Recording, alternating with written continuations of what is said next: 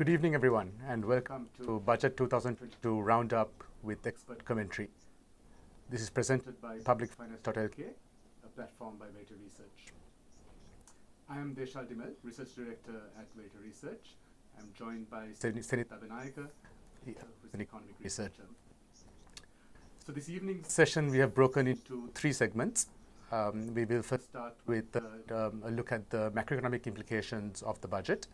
And what it means for the overall macroeconomic outlook for 2022, and particularly for debt sustainability. We'll then have a look at the revenue proposals that have been presented this evening, and then finally a look at expenditure proposals and an assessment of whether they are aligned with Sri Lanka's economic priorities in the near term. So to move straight into the first segment on the macroeconomic outlook or the macroeconomic implications of the budget, we'll start with some initial analysis that has been put together by the team at Verité Research. So we have a couple of infographics that we can show.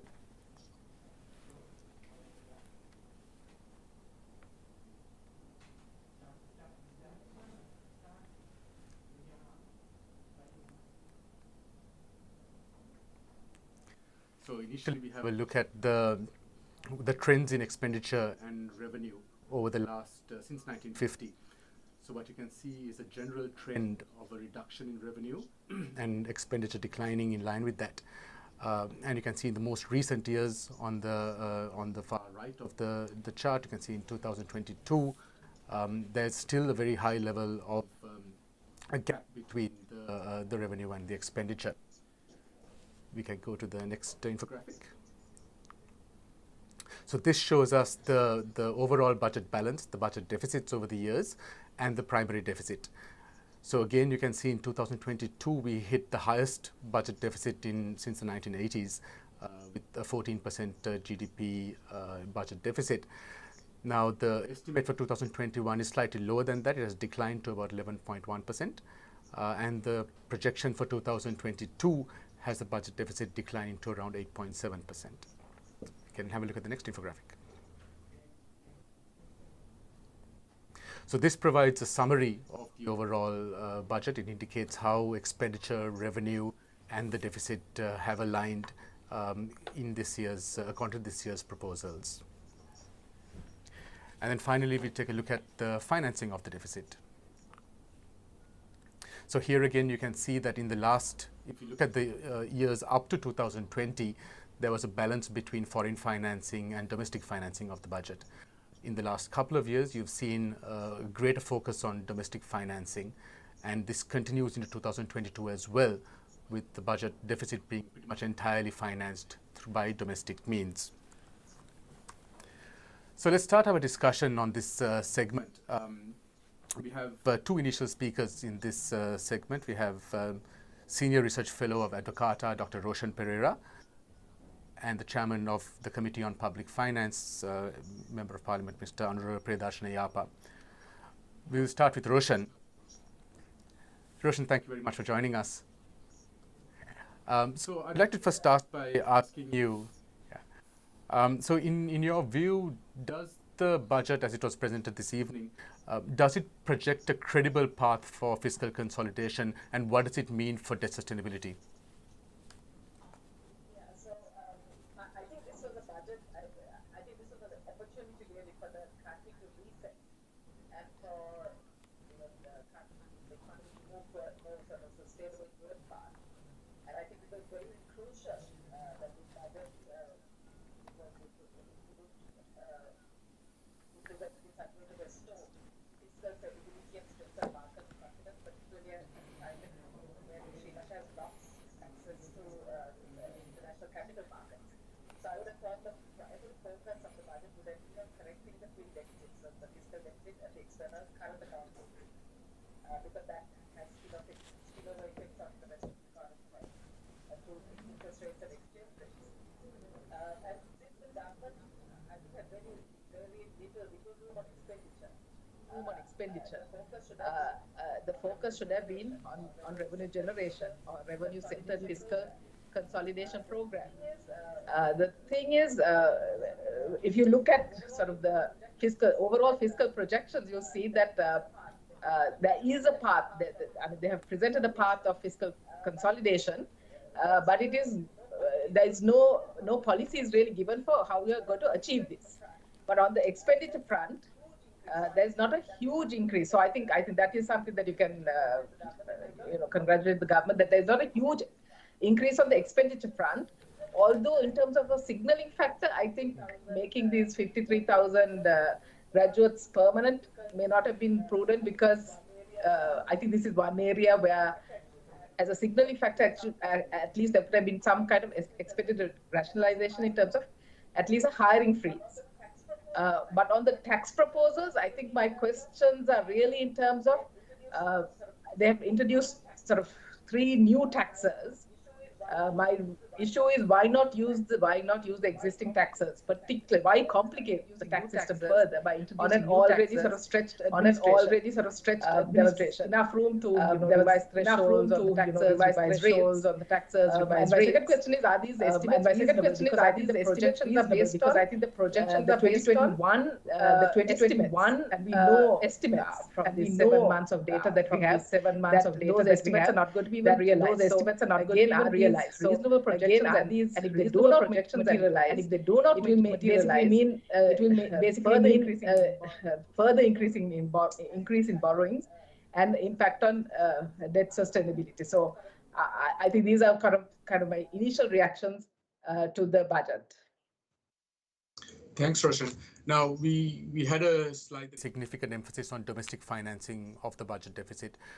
Now, in your view, what are the likely implications for interest rates and then ramifications for economic growth in going forward as a result of this?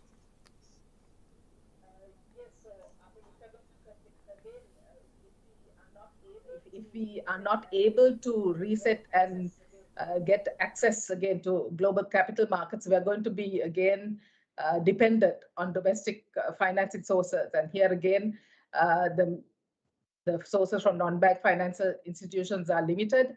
Even so basically, it will be again banking sources. And we know that already in 2021, the borrowing from the banking sector has grown much faster than in most years, and we are seeing the implications of that on inflation. So I think that is something that we need to be concerned about. So if there is any shortfall in revenue, I think that there has to be immediate steps to restrict the expenditure, so that is my take on the interest rates. But in terms of growth, what I would like to say is, I think the budget talks a lot about transforming the economy into an advanced manufacturing economy, encouraging exports, because again, this is to address the twin budget deficits, so the current account deficit or the external deficit. But if you see the expenditure allocations, it's woefully inadequate. So infrastructure for new product zones is only 5 billion compared to, say, rural development programs for something like 85 billion. Or it talks about promoting the IT sector and promoting BPOs. But if you look at the allocations, this is just sort of an initial reaction. Look at it, digitalization is something less than 5 billion compared to the allocation on highways, which is 270 billion or thereabouts. So I think you have to put your money where your mouth is. If you're really trying to increase exports and address a crucial imbalance in the economy, then you really need to put your money there and focus on that. So that's my take on the growth side. Senith? Oh, ස්තුතියි Deshal. පාර්ලිමේන්තු මන්ත්‍රී සහ කොපෙෆ් කමිටුවේ නැත්නම් රජයේ මුදල් පිළිබඳ කාර්ක සභාවේ සභාපති අනුර ප්‍රියදර්ශන යාපා මාතර තමයි මගේ ප්‍රශ්න ටික යොමු වෙන්නේ. ඉස්සෙල්ලාම බොහොම ස්තුතියි ඔබතුමා අපිත් එක්ක සම්බන්ධ වුණාට. මගේ පළවෙනි ප්‍රශ්නේ තමයි කොපෙෆ් කමිටුවට අයවැය පිළිබඳ විශේෂම අයවැය තුළ තිබෙන ඇස්තිමේන්තු පිළිබඳ යම් අධීක්ෂණයක් කරනවා, වාර්තාවකුත් පළ කරනවා. දැන් මේ අයවැයෙන් රජය දල දේශිත නිෂ්පාදනයක් තුනක ආදායමක් බලාපොරොත්තු වෙනවා. මේක අපි සංසන්දනාත්මකව ගත්තොත් 2021 බලාපොරොත්තු තමයි 9.5%.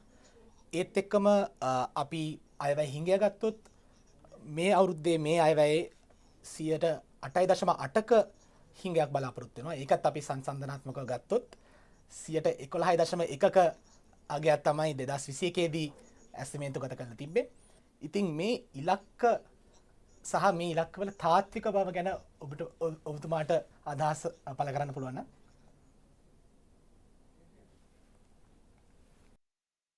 මම හිතන්නේ ඔබතුමා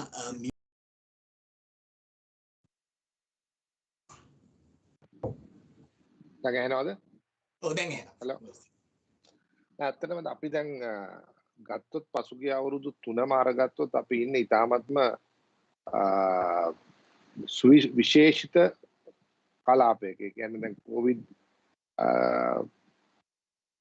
වසංගතයත් එක්ක අපිට සිද්ධ වුණු දෙයක් තමයි ඔය තියෙන ප්‍රධානම ආදායම් මාර්ග කීපයක් අපිට ඇහිරුණා.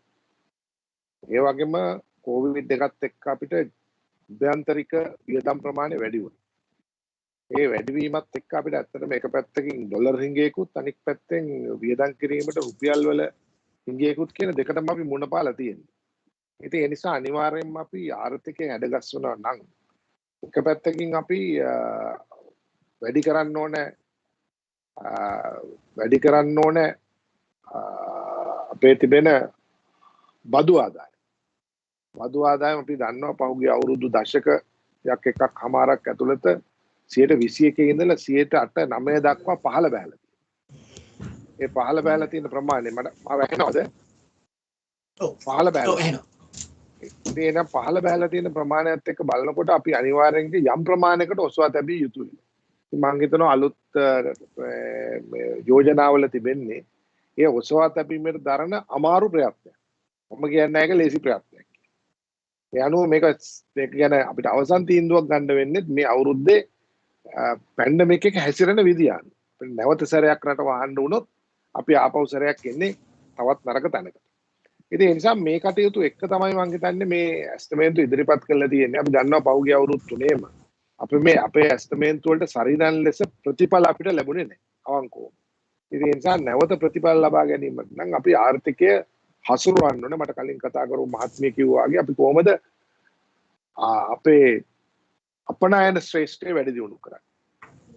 ඒ වගේම අපි ආදායම් ලබා ගන්න ප්‍රබවයන් වැඩි කරන්නේ.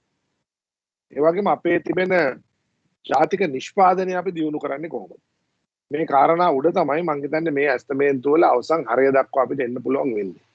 එහෙම නැත්නම් අපිට සිද්ධ වෙනවා සම්පූර්ණයෙන්ම අපි බලාපොරොත්තු නොවන තැනකට යන්නේ. ඒ නිසා මේක සුවිශේෂ තත්වයක් වරුත් පිළිගන්නවා.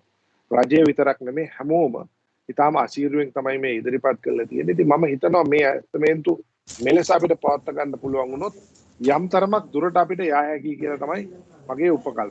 ඒ උපකල්පනයේ උඩ තමයි මම හිතන්නේ අපිට මේ වාරේ අපේ කමිටුවටත් ක්‍රියා කරන්න වෙන්නේ. ඔව් බොහොම ස්තුතියි. ආර්ථික වර්ධනය යම්තාක් දුරට අඩාලත්වයක් සිදුනා. ඉතින් දැන් මේ ආර්ථික වර්ධනය නගා සිටුවන්න අවශ්‍ය කරන සමබර මූල්‍ය උත්තේජනයක් නැත්තම් දිරිගැන්වීමක් මේ අයවැයෙන් ලබා දෙනවද? නෑ අත වශයෙන් මේ අයවැය තියෙනවා. අතරම අපි දන්නවා ඔබ දන්නවා ලංකාවේ අපිට තියෙන බරපතල ප්‍රශ්නේ තමයි පිටරට ණය ගෙවීමේ තියෙන ප්‍රතිශතය. ඒක මම හිතන්නේ 2026 දක්වා බිලියන 5ක් විතර වෙනවා අපේ මුළු අයවැය. එක පැත්තෙන් ආදායම අඩු වෙලා තියෙනවා අනිත් පැත්තෙන් ඒ වගේම රුපියල අප්‍රමාණ වීම නිසා. කියන්නේ රුපියලට සාපේක්ෂව ඩොලරේ අගය වැඩි වීම නිසා අපිට දේශීය වශයෙන් උත් අපේ ණය සීමාව ප්‍රමාණය වැඩි වෙලා තියෙනවා. ඉතින් ඒ නිසා මේ தত্ত্বය තේරුම් අරගෙන තමයි මම හිතන්නේ මේ අයවැය නිර්මාණය කරලා තියෙන්නේ. මේ අයවැයෙන් උත්සාහයක් කරන් තියෙනවා. පුළුවන් තරම් දුරට ණය ලබා ගැනීම අඩු කරලා ඒ වියදම අඩු කරලා ඒ වියදමත් එක්ක තියෙන මේ ගැළපුම් හදාගන්න. ඉතින් මම එතෙන්දී මෙතුමියත් එක්ක එකඟ වෙනවා විශේෂයෙන්ම අපේ තිබෙන අපනයන අංශයට. මමත් හිතනවා මීට වඩා දිරිදීමක් කරා නම් හොඳයි කියලා. ඒ වගේම විශේෂයෙන්ම අපේ ජාතික මාර්ග පද්ධතිය දියුණු කිරීම සඳහා අත්‍යවශ්‍ය වුවත් යම් ප්‍රමාණයක මුදල් ප්‍රමාණයක් යම් අඩුවීමක් සිදු වුණා නම් හොඳයි කියන එක තමයි මගේත් මතය. Thank you, Senith. Let's have a look at Let's have a look at a couple of points. as we move into the next segment. So first we have a look at the historical trend in government debt. And as you can see, in 2020, the level reached, it breached the 100% of GDP. It was central government debt was 101% of GDP. And in 2021 as well, it is now expected that central government debt will be above 100% of GDP. So this is again one of the key challenges that needs to be addressed. If you look at the next infographic, we also see certain existing challenges in terms of the reporting of public debt as well.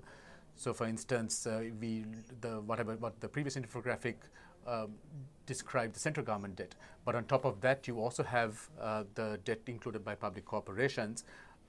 Furthermore, the 101% of GDP reported in 2020 also underestimates the level of liability from some of our international sovereign bonds as well. So if you look at the total public debt, it comes to a larger level than what is reported as the pure central government debt. And if you look at the final infographic for this segment, we can see the medium-term fiscal framework that is presented in this budget. And here again, you can see what we just mentioned with regard to central government debt on the bottom right, where you can see it remaining elevated into 2022 as well.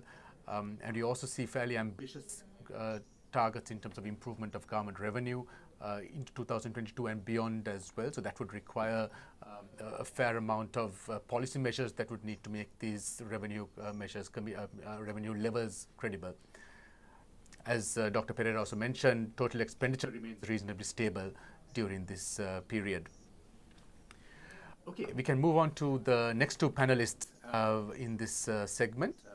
We have Mr. Rajendra Thiagaraja, who is a well-known leading figure in the banking sector in Sri Lanka. He's a former chairman of Cargill's Bank. And we also have economist and member of parliament, Dr. Harsha De Silva. So if you can go to Mr. Thiagaraja first. Mr. Thiagaraja, considering the fact that we have a budget deficit expected in this, or projected of 8.8% of GDP, which is going to be pretty much entirely domestic financed, what are the implications for domestic interest rates and inflation?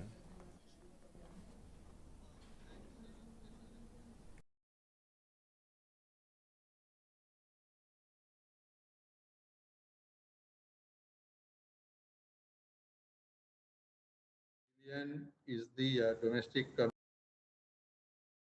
Around 1.4 billion is from non-bank financial sources. That is approximately a 10% reduction over 2021. And then you have the balance 501 billion, which is approximately a 36% increase from the previous year, which is from bank sources. So if you look at the larger component, which is the non-bank sources, which I presume is from treasury bills and bonds, if there aren't any other very much sources, captive sources, it depends on how the government is intending to mobilize it. If it uses the surplus through the banking system to mobilize that money, there may be not too much of a impact on interest rates. But if it starts to print money, then there will definitely be an inflationary effect. And but regardless of which route it does, if it starts to suck money from the banking system, as bank credit to the private sector also starts to grow, there is going to be a demand for deposits, which naturally may push the bank deposit rates to also go up. I know that there is some moral suasion at the moment in terms of caps on NBFI interest rates and maybe banks, but that may actually be challenged depending on what happens.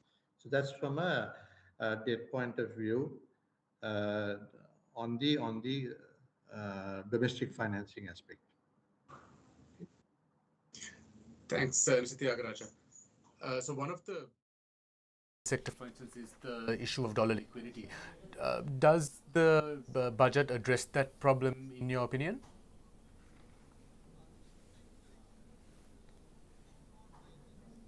Too much other than one window. The window which I saw also is connected to the green economy, and environment. I think there was some discussion about possibility of green bonds.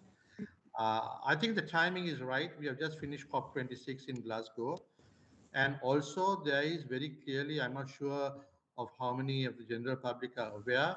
I know that the government through the Sustainability Development Council, which comes under the Treasury, together with UNDP, has just launched an initiative to roll out Sri Lanka's Sustainability Development Roadmap by first quarter 2022. Now there are 17 SDGs, but this is the opportunity perhaps to map the budget speech with the SDG roadmap.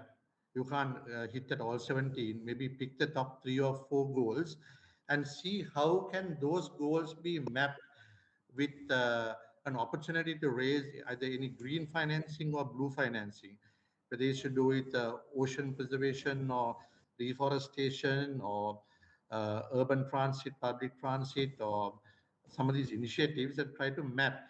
This is an opportunity if we really map the KPIs.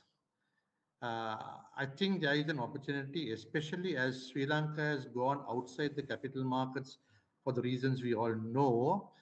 One way of probably partly offsetting that disadvantage is to tap on some of the impact investing funds, both private sector as well as the quasi-national, like the Nature Conservatory, UNDP, etc., which has those things, and try to tap it. But to do that, one needs to really be very focused on which are the KPIs in the SDGs you're going to harness, and then walk the talk by showing compliance of achieving those KPIs. But I think there is a clear window from a timing point of view. This budget has come up with that, and I welcome that.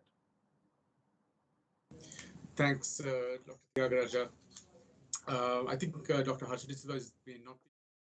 Last question from Mr. Thiagaraja before we. Okay, great. Sorry, Harsh, I didn't see you there. Senith, over to you. දේශල් ආචාර්ය හර්ෂ දෙසිල්වා මන්ත්‍රීතුමා ඔබ සාදරයෙන් පිළිගන්නවා. ඔබතුමා විතක සම්බන්ධ වෙලා නේද ඉන්නේ? ඔව්. දැන් මෙතන අපිත් එක්ක සම්බන්ධ වෙච්ච විද්වතුන් හැමෝම කතා කරපු දෙයක් තමයි ලංකාවේ විදේශ ණය සම්බන්ධ ඒ වාතාවරණය. දැන් 2022 අයවැය තුලින් ලංකාවේ විදේශ ණය අභියෝගයට මේ අයවැය තුලින් රටට සාර්ථකව මුහුණ දෙන්න පුළුවන්.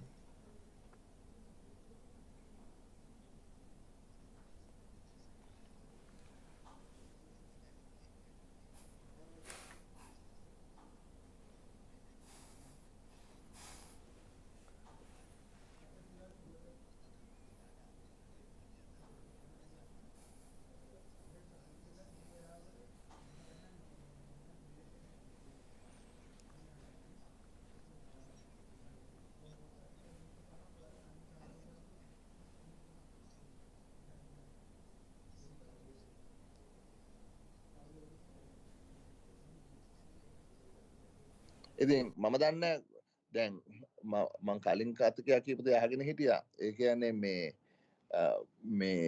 අයවැය පරතරය මේක පියවන්න විදේශ ණය අත වශයෙන්ම ගන්න බලාපොරොත්තු වෙන්නේ නැහැ. ඒකට හේතුව විදේශ ණය ගන්න බෑ. දැන් මං හිතන්නේ අද මන් දන්නේ කොහොමද කියලා ඊයේ මම දැක්කා. ද්විතීක වෙළඳ පොලේ ශ්‍රී ලංකාවේ ස්වෛරී බැඳුම් කර විකිණෙන්නේ. උදාහරණයක් හැටියට 2022 ජූලි මාසයේ කල්පිරණ බැඳුම් කරේ 100ට මම දන්නේ 40 ගානකට. හරි? එතකොට විශාල ලෙස මේ කඩා වැටලා තියෙනවා මේ අපේ කෙරෙහි තියෙන විශ්වාසය. මේ විශ්වාසය ගොඩනගන්න කිසිම විදියක සැලැස්මක් නැහැ. අනිත් එක දැන් අපි බැලුවොත් එහෙම මේ අයවැය මේ කොයි විදියටද මේ ජාත්‍යන්තර ශ්‍රේණිගත කිරීම ආයතන බලන්න කියලා මම හිතන්නේ ඔවුන් ඉතාමත්ම ඍණාත්මක ආකාරයට මේ පිළිබඳව මේ අදහස් දක්වයි. මට මම දන්නේ මම මේක කියන එක හරිද කියලා. නමුත් නැවත ශ්‍රේණිගත කිරීමේ පහළ දැමීමේ මේ ඉඩකඩක් තියෙනවා කියලා තමයි මට නම් හිතෙන්නේ. ඔව් බොහොම ස්තුතියි. දැන් ඔබතුමා ණය ඒජන්සිස් ගැන කතා කරා. ඒ තාශිතම දැන් ග්ලෝබල් කැපිටල් මාකට්ස් ගත්තොත් නැත්නම් ප්‍රාග්ධන වෙළඳපොළ ගත්තොත් ඒ පාර්ශ්ව වලින් මේ අයවැයට ලබා දෙන්න නැත්නම් ලබා දෙන්න පුළුවන් ප්‍රතිචාරය මොන වගේක් වේද?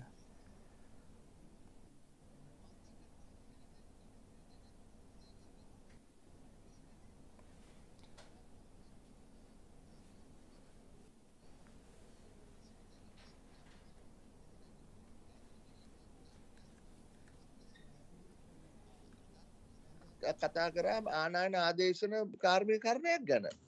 මේ කරන්න පුළුවන් දේවල් නෙමෙයි. එතකොට මේ අපනයන පිළිබඳව කතා කරනවා වෙනුවට දැන් කතා කරේ නෑ කිසිම විදිහකට තාක්ෂණය ගෙනල්ලා කොහොමද මේ අපනයන ශාස්ත්‍රය දියුණු කරන්නේ. කතා කරේ නෑ කොහොමද නවෝත්පාදනය ගේන්නේ. කතා කරේ නෑ කොහොමද විදේශ ආයෝජන ලබා ගන්නේ. කතා කරේ නෑ කොහොමද ලංකාව ලෝකෙට එකතු කරන්නේ. හරි මේ කිසි දෙයක් කතා කරේ නෑ. ඊට අමතරව මොවුන් මේ මහ බැංකුව විසින් අර පනෝපු අර අමනෝන්‍ය රීතිය මේ ඒ කියන්නේ ලංකාවේ ඉඳලා සේවාවන් අපනයන කරනකොට ඔවුන් ලබන ආදායම බලෙන් රුපියල් වලට මාරු කිරීම සම්බන්ධයෙන් ඒ ගහපු අමනෝන්‍ය නීතිය පිළිබඳවත් වචනයක් කතා කරේ නෑ. මං හිතුවා ඒ පිළිබඳව ඒක වෙනස් කරන්න හරි මේ ඉදිරිපත් වෙයි කියලා. එතකොට තියෙන මේ ආයතන වලත් මේ ස්ථායිතාවය ඒගොල්ලොන්ගේ තිරසාරතාවය පිළිබඳව ගැටලු මතුවෙනවා. එතකොට තව අලුතෙන් කොහොමද මේ ආයෝජනය කරන්න කියන එක පිළිබඳව අලුතෙන්ම හිතන්න වෙනවා. බොහොම ස්තුතියි මන්ත්‍රීතුමා. දේශාල් නැවතත් ඔයාගේ බාරයට. Panelists. So let's move on to the next section, which is on a critical macroeconomic challenge for Sri Lanka, which is on government revenue. So we'll start off this section by looking at some of the infographics that we have put together. So here what we can see is in 2020, we had one of the largest declines in government revenue, where our revenue declined to 9.2% of GDP, putting Sri Lanka amongst one of the lowest countries in terms of revenue collection as a percentage of GDP. So one of the key challenges of this budget has been to devise ways of enhancing this revenue situation. If we go to the next infographic. So here we can see the implication of the import restrictions or the decline in imports through 2020 and in 2021 on government revenue, because some of the most substantial revenue sources are from big ticket import items, including motor vehicles, mineral fuels and so on. So with the decline in revenue, with the decline in imports, that has also had an important impact on revenue collection as a whole. If we go to the next infographic, so here we can see another challenge is the fact that even though we have fairly ambitious projections of government revenue in the budget, typically when it comes to actual collection, there is a substantial shortfall. So in this data, we can see the collection between January and August 2021, and we can see a significant shortfall compared to the projected levels. So that again is a challenge that has to be addressed in the upcoming budget. So to discuss the revenue proposals, we have again a series of panelists. We'll start with two panelists, State Minister Mr. Dayasiri Jayasekara and Shiran Fernando, who is the chief economist of the Ceylon Chamber of Commerce. Senith, over to you. බොහොම ස්තුතියි දේශාල්. Batik අත්‍යන්ත්‍ර රිදී සහ දේශීය ඇඟලුම් නිෂ්පාදන පිළිබඳ රාජ්‍ය අමාත්‍ය දයාසිරි ජයසේකර මහතා අපිත් එක්ක සම්බන්ධ වෙලා ඉන්නවා. බොහොම ස්තුතියි අපිත් එක්ක අද කාලය ගත කරනවට. ඔබතුමාට මම අහන පළවෙනි ප්‍රශ්නේ තමයි දැන් වර්තමාන රජයේ තිබෙන ප්‍රධාන ගැටලුවක් තමයි රාජ්‍ය ආදායම පහළ වැටීම සහ ඒත් එක්කම රාජ්‍ය මූල්‍යකරණයට සිදුවන ඒ බලපෑම. මේ අයවැය තුලින් කොතරම් දුරට මේ ආදායම් අභියෝගයට විසඳුම් ලබා දෙනවා? Sorry, Senith, I think Mr. Jayasekara is not available immediately, but Shiran is here, so let me go to Shiran immediately. Shiran, could I ask you, what are your initial thoughts on the implications of some of the government revenue proposals for the private sector. So specifically looking at the surcharge tax, the social security contribution levy, what do you think the implications for the private sector will be? Thanks, Deshal, and thanks for having me. So if you look at those two in particular that you mentioned, I think this is really a similar proposal to what we had last year, where there was a talk of about 0.25% on turnover for employee firms which had over 50 employees. But it's now adjusted to, I think, looking at, it's not clear whether it's 3 or 2.5%, because I think the budget speech has it at around 3 and the annexures have it around 2.5%. Maybe we'll get those clarifications. But on firms which have a turnover of more than 120 million.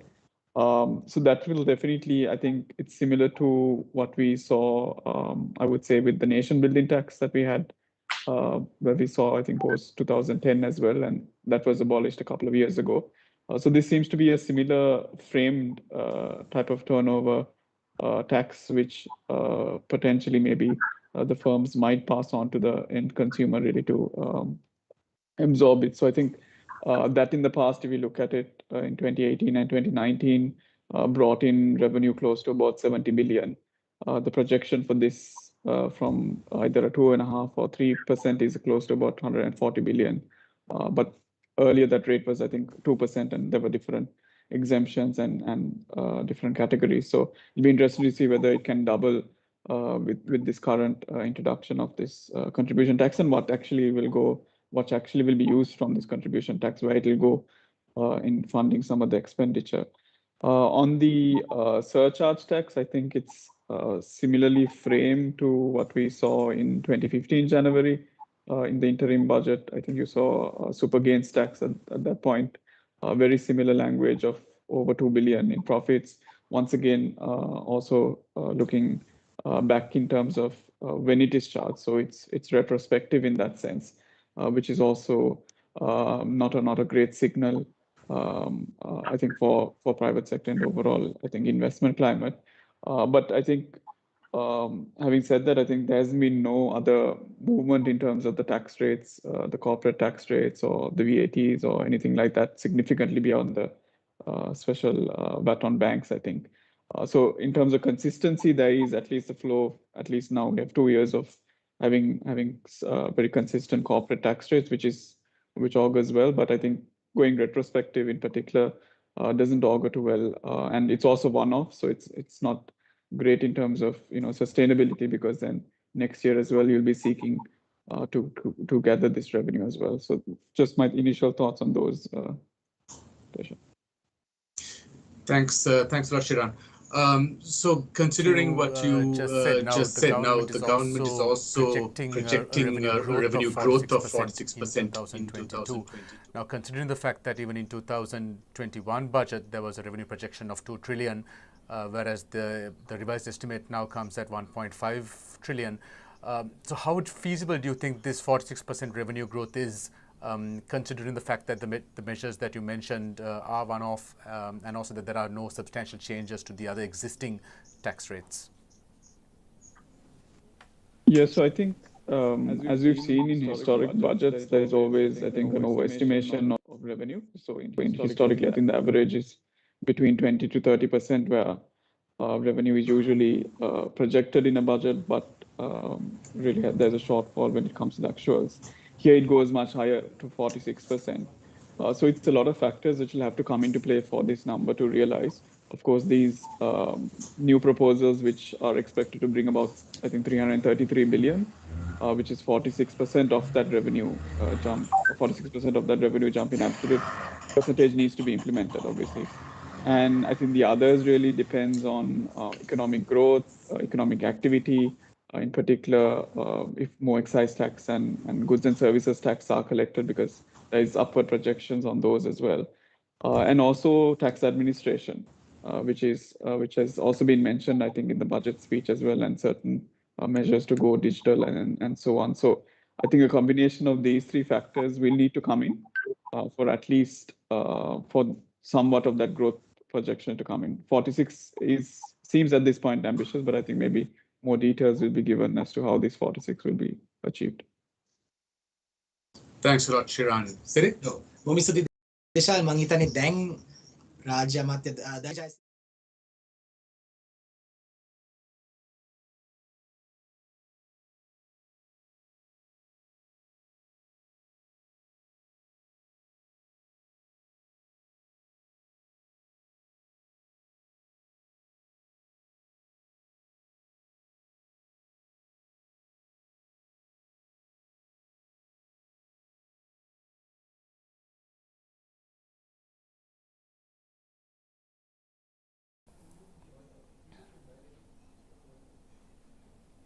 රට විදිහට ගත්තම විශේෂයෙන් 1950 ඉඳලා 99 දක්වා ගත්තොත් අතරම 24%කට 28කට විතර ප්‍රමාණයකට අපේ රාජ්‍ය ආදායම වැඩි වෙලා තිබුණා. හැබැයි ක්‍රමානුකූලව අඩු වෙලා අතරම අද වෙනකොට එය 9.2 දක්වා පහළ බැලලා තියෙනවා අතර ජාතික නිෂ්පාදනයේ.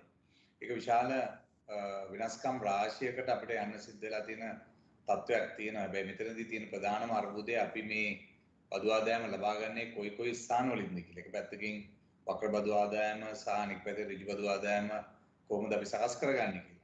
ඒ නිසා මෙතනදී ආණ්ඩුව විදියට පැහැදිලිව මේ අවස්ථාවේ මේ ගන්න බදු වලින් මම හිතන්නේ එකක දෙකකට අමතරව විශේෂයෙන් ඍජු බදු ආදායමක් ගැන තමයි කල්පනා කරලා තිබෙන්නේ විශේෂයෙන් බැංකු ඊළඟට ලීසින් කම්පනීස් ඊළඟට මේ රක්ෂණ සමාගම් මේ වගේ ආයතන වලින් ගන්න බදු ප්‍රමාණය ඒ වගේම මිලියන 2000කට වඩා වැඩි සමාගම් 62ක් ලංකාවේ තිබෙනවා. මේ සමාගම් 62කින් ගන්න ප්‍රමාණයක් ගැන මුදල් ඇමතුමා ගැන කතා කරා.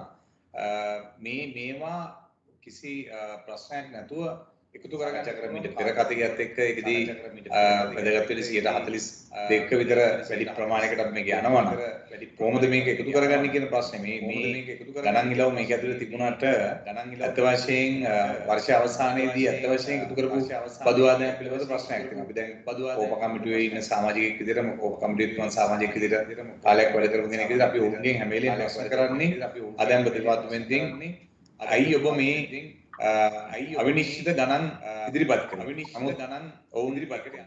නමුත් ඔවුන් ඒකට යන්න පුළුවන් කියන මතවාදය තිබුණා. නමුත් මම හිතන්නේ දැන් මේ විශේෂයෙන්ම රැමිස් එක සම්බන්ධව ගත්තොත් අපේ ආයතන දැන්ටමත් අපි සති කීපයකට කලින් කියනලා කෝප කමිටුවේ මේක සාකච්ඡා කරා. ඒ අනුව ඇත්තටම අපිට ආයතන 23ක් මේකට අපි සම්බන්ධ කරලා තිබෙනවා මේ රැමිස් එකේ ඉවෙලේ අපිට කෙලින්ම බදු ආදායම ලබා ගන්න පුළුවන් විදියට. නමුත් මොටර් රථ ප්‍රවාහන දෙපාර්තමේන්තුවේ ඉමිග්‍රේෂන් එකේ තව ප්‍රශ්න කීපයක් තියෙනවා. අත වශයෙන් මෙතන වෙලා තියෙන එකයි මම මේ හැම වෙලෙම කියන්නේ අපි රාජ්‍ය ආයතන සමහර රාජ්‍ය ආයතන වල තියෙන කාර්යක්ෂමතාවය තුළ ඔවුන්ගේ බදු ආදායම අපිට එකතු කරගන්න බැරි තත්ත්වයකට පත් වෙලා තියෙනවා. විශේෂයෙන් තාක්ෂණික ප්‍රශ්න. ඒ කියන්නේ උදාහරණයක් විදිහට ගත්තොත් ඔවුන්ගේ මේ තාක්ෂණික වශයෙන් ඔවුන් කම්පියුටරයිස් කරන ඒවා මේ වගේ කුඩා ප්‍රශ්න නිසා තමයි මේ ප්‍රශ්නේ තියෙන්නේ. නැත්තම් මේක එකතු කරගැනීමේ ප්‍රශ්නයක් නෑ. මම හිතන්නේ මේ වගේ කාරණා ගණනාවක් තුළ අපිට අර්බුද ගණනාවක් තිබෙනවා. කෙසේ වෙතත් මම හිතන්නේ ඍජු බදු ආදායම වැඩි කර ගැනීම තුළ රටේ ජනතාවට තව තවත් බරපතල වීම වෙනුවට වැඩ පිළිවෙල සකස් කරගන්න පුළුවන් වෙයි කියලා විශ්වාස කරනවා. මම හිතන්නේ ඒ වගේම වැදගත් දෙයක් තමයි අපි මේ ගන්න තීන්දුව දැන් සමහරලාවට ගිය වර්ෂෙට පිට වර්ෂවල අපි දැක්ක කාරණයක් තමයි උදාහරණයක් 2015 16 17 කියන වර්ෂ තුනේම අපි දැක්කා අයවැය ඉදිරිපත් කරනවා අයවැය යෝජනා ගේනවා යෝජනාත් එක්ක ඇත්තටම ඊළඟට කරන්න තියෙන ප්‍රධානම කාරණය තමයි බදු එකතු කර ගැනීම සඳහා වන නීති පනත් කෙටුම්පත් ටික ඉක්මනින් පාර්ලිමේන්තුවට ගේන්න. නමුත් මේක සිද්ධ වුණේ නැහැ. දැන් පොග්ගේ කාලේ ගත්තොත් ඔබට මට උදාහරණ සහිතව දෙන්න පුළුවන්. මට මගේ අතේ නෑ දැන්. මම කතාවකදී මම අනාගතේ කියන්නම්. ඒ කාල වකවානු තුළ සමහරලාවට ඉතාම ඉහළ බදු ආදායම් ලබා ගන්න තිබිච්ච පනත් ගණනාවක් සම්මත කරේ නැහැ පාර්ලිමේන්තුව. ඒක මුදල් අමාත්‍යාංශය විසින් කළ යුතු කාර්යභාරයක්. ඒවට ඉක්මනින් වැඩ කටයුතු ටික කරලා අනිවාර්යෙන් අප්‍රේල් මාසයේ පෙර ආතුව මේ ක්‍රියාදාමය සිද්ධ වුණොත් අපිට පුළුවන් වෙනවා ඉතාලම ඉක්මනින් මේ බදු ආදායම ලබා ගන්න. නමුත් ප්‍රශ්නේ තියෙන්නේ අන්නේ කාරණේ. ඒක තමයි අපි ඔය 142ක විතර ප්‍රමාණයක් ගන්න පුළුවන්ද බැරිද කියන අවිනිශ්චිතතාවය අපිට තියෙන්නේ. ඉතින් මම හිතන්නේ අපි ඒ සඳහා පුළුවන් තරම් ඉක්මනින් කටයුතු කළ යුතුයි කියලා මම හිතන්නේ. අපි සියලු දෙනාම ශ්‍රී ලාංකිකයෝ විදිහට කල්පනා කළ යුතු වෙනවා ලෝකයේ අනෙක් රටවල් එක්ක ගත්තම ලෝකයේ හැම රටකම දැන් උදාහරණයක් ගත්තොත් ඕස්ට්‍රේලියාවේ ඩොලර් 2000ක් දෙනකොට කොවිඩ් අරමුදලට කොවිඩ් අරමුදලෙන් ඔවුන් $2000 දෙන ගමන් තව ඩොලර් 760 ගන්නත් ඔවුන්ගෙන් කපා ගන්නවා ඒ වෙලාවෙම බදු මුදල් ලෙස. හැබැයි අපේ කරන්න ගියොත් එහෙම මම හිතන්නේ බයින්නේ වෙන විදියකට. අපෙන් 2000ක් ගත්තා 2000 දුන්නේ නැහැ. ඒකිනුත් ආණ්ඩුව ගසා කෑවා කියලා තමයි කියන්නේ. නමුත් ඔවුන්ට ලෝකයේ අනෙක් රටවල් වලට බදු කියන්නේ ඔවුන්ට යම් මේ සාමූහික වගකීමක් තියෙනවා. නමුත් අපේ රටේ බදු ගෙවීම මම හිතන්නේ විශාල ප්‍රශ්නයක් විදිහට තමයි සාමාන්‍ය ජනතාව දකින්නේ. මම හිතන්නේ මේක මේ පුද්ගලිකව කිව්වම හිතන්නේ මේ දැන් මේගොල්ලෝ හදන්නේ මේ අපේ ප්‍රශ්නේ බදු ගෙවීම සහ බදු ගෙවන පුද්ගලයාට යම් ගෞරවයක් ලබා දීම. විශේෂයෙන් බදු ගෙවන්නෙක් ලෙස ඔහු ගෙවන බදු ප්‍රමාණයට අනුව අඩුම තරමේ කිව්වෙන් ඉන්නේ නැතුව ඉස්සරහට යන්න පුළුවන් විදිහේ මේ වගේ යම් කිසි විදියකට උන්ට වටිනාකමක් ලබා දීම. මේ රටේ බදු ගෙවන ජනතාවට යම් සහනයක් ශක්තියක් ගෞරවයක් ලබා දීම තුළ හැම කෙනෙකුගේ බදු ගෙවීම ගෞරවයක් විදියට නැත්නම් උන් කරන යුතුයකමක් ලෙස සලකලා වැඩ කරයි කියලා විශ්වාස කරනවා. ඒ නිසා ඉදිරි කාලවකවානු තුළ ආණ්ඩුවේ විශාල අභියෝගයක් තියෙනවා මේ බදු ආදායම වැඩි කර ගැනීම සඳහා 9% ඉඳලා තව ප්‍රමාණයකට මේක ගිලයි අපි පළමු අනාගතයේ පාර්ලිමේන්තුවේ ලෙස ක්‍රියා කරන්න කියලා. බොහොම ස්තුතියි මම හිතන්නේ ඔබතුමා ප්‍රතිසංස්කරණ කිරීම පිළිබඳ විග්‍රහය කරා. Deshal. Thank you, Senith. We have a few more infographics. Let's have a look at the revenue proposals that were presented in the budget this evening. So here we can see that the largest contributions from the new taxes are expected to come from surcharge levy, which is going to be charged on companies that have made a profit of over 2 billion rupees in the last financial year. 25% surcharge will be charged on those companies. As Shiran said, similar to the super gains tax, that is what is evident so far. So that is a major tax proposal, and also a social security contribution, which is either 2.5% or 3%. The numbers are different within the speech, and that is expected to bring in 140 billion rupees in terms of revenue, just slightly below 1% of GDP. That is again similar, it appears, to the NBT that was in place previously. The other taxes revenues are quite small in comparison. In this second infographic, we have a comparison of the different contributions to overall government revenue over the years. So here you can see again the expected increase in government revenue in 2022. A number of speakers have said that it remains to be seen whether the expected increase can actually materialize, given the required improvements required on administration and implementation of some of the proposals that have been laid out. And the final infographic of this segment, so here we can see again a big challenge in the Sri Lankan economy is the fact that a large proportion of Sri Lanka's revenue is actually spent on interest payments. And this trend has continued into 2021 as well. And this is again something that has to be addressed largely by addressing the low revenue base of the economy. So our next two panelists that we have lined up are Professor Mick Moore, who is a professor at the Institute of Development Studies in the UK, and Dr. Charita Herath, who is the chairman of the Committee on Public Enterprises. We'll start with Professor Mick Moore. Mick, thank you again for joining us. So as we have seen in the infographic, the budget has proposed a couple of new revenue measures. The surcharge tax on companies that have made over 2 billion rupees, the social security contribution based on turnover, the implementation of the special GST that had been deferred from the previous year's budget. Now, in your opinion, how appropriate are these tax measures in terms of addressing Sri Lanka's revenue problems?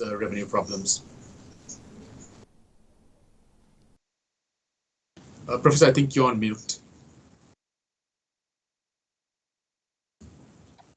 Yes, thank you, Deshal.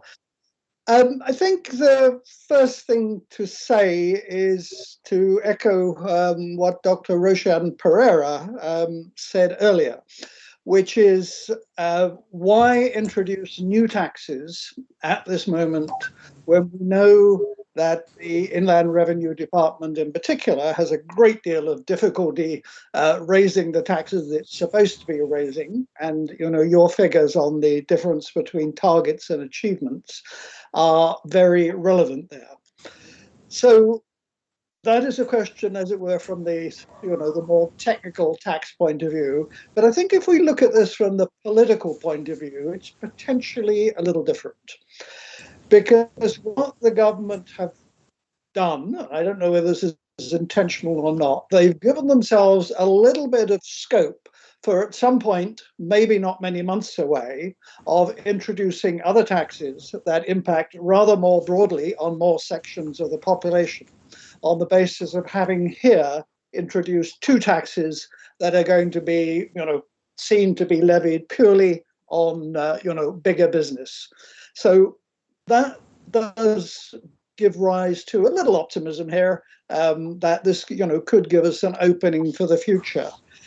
I don't think that the private sector is going to be too worried about these new levies from, strictly the revenue point of view.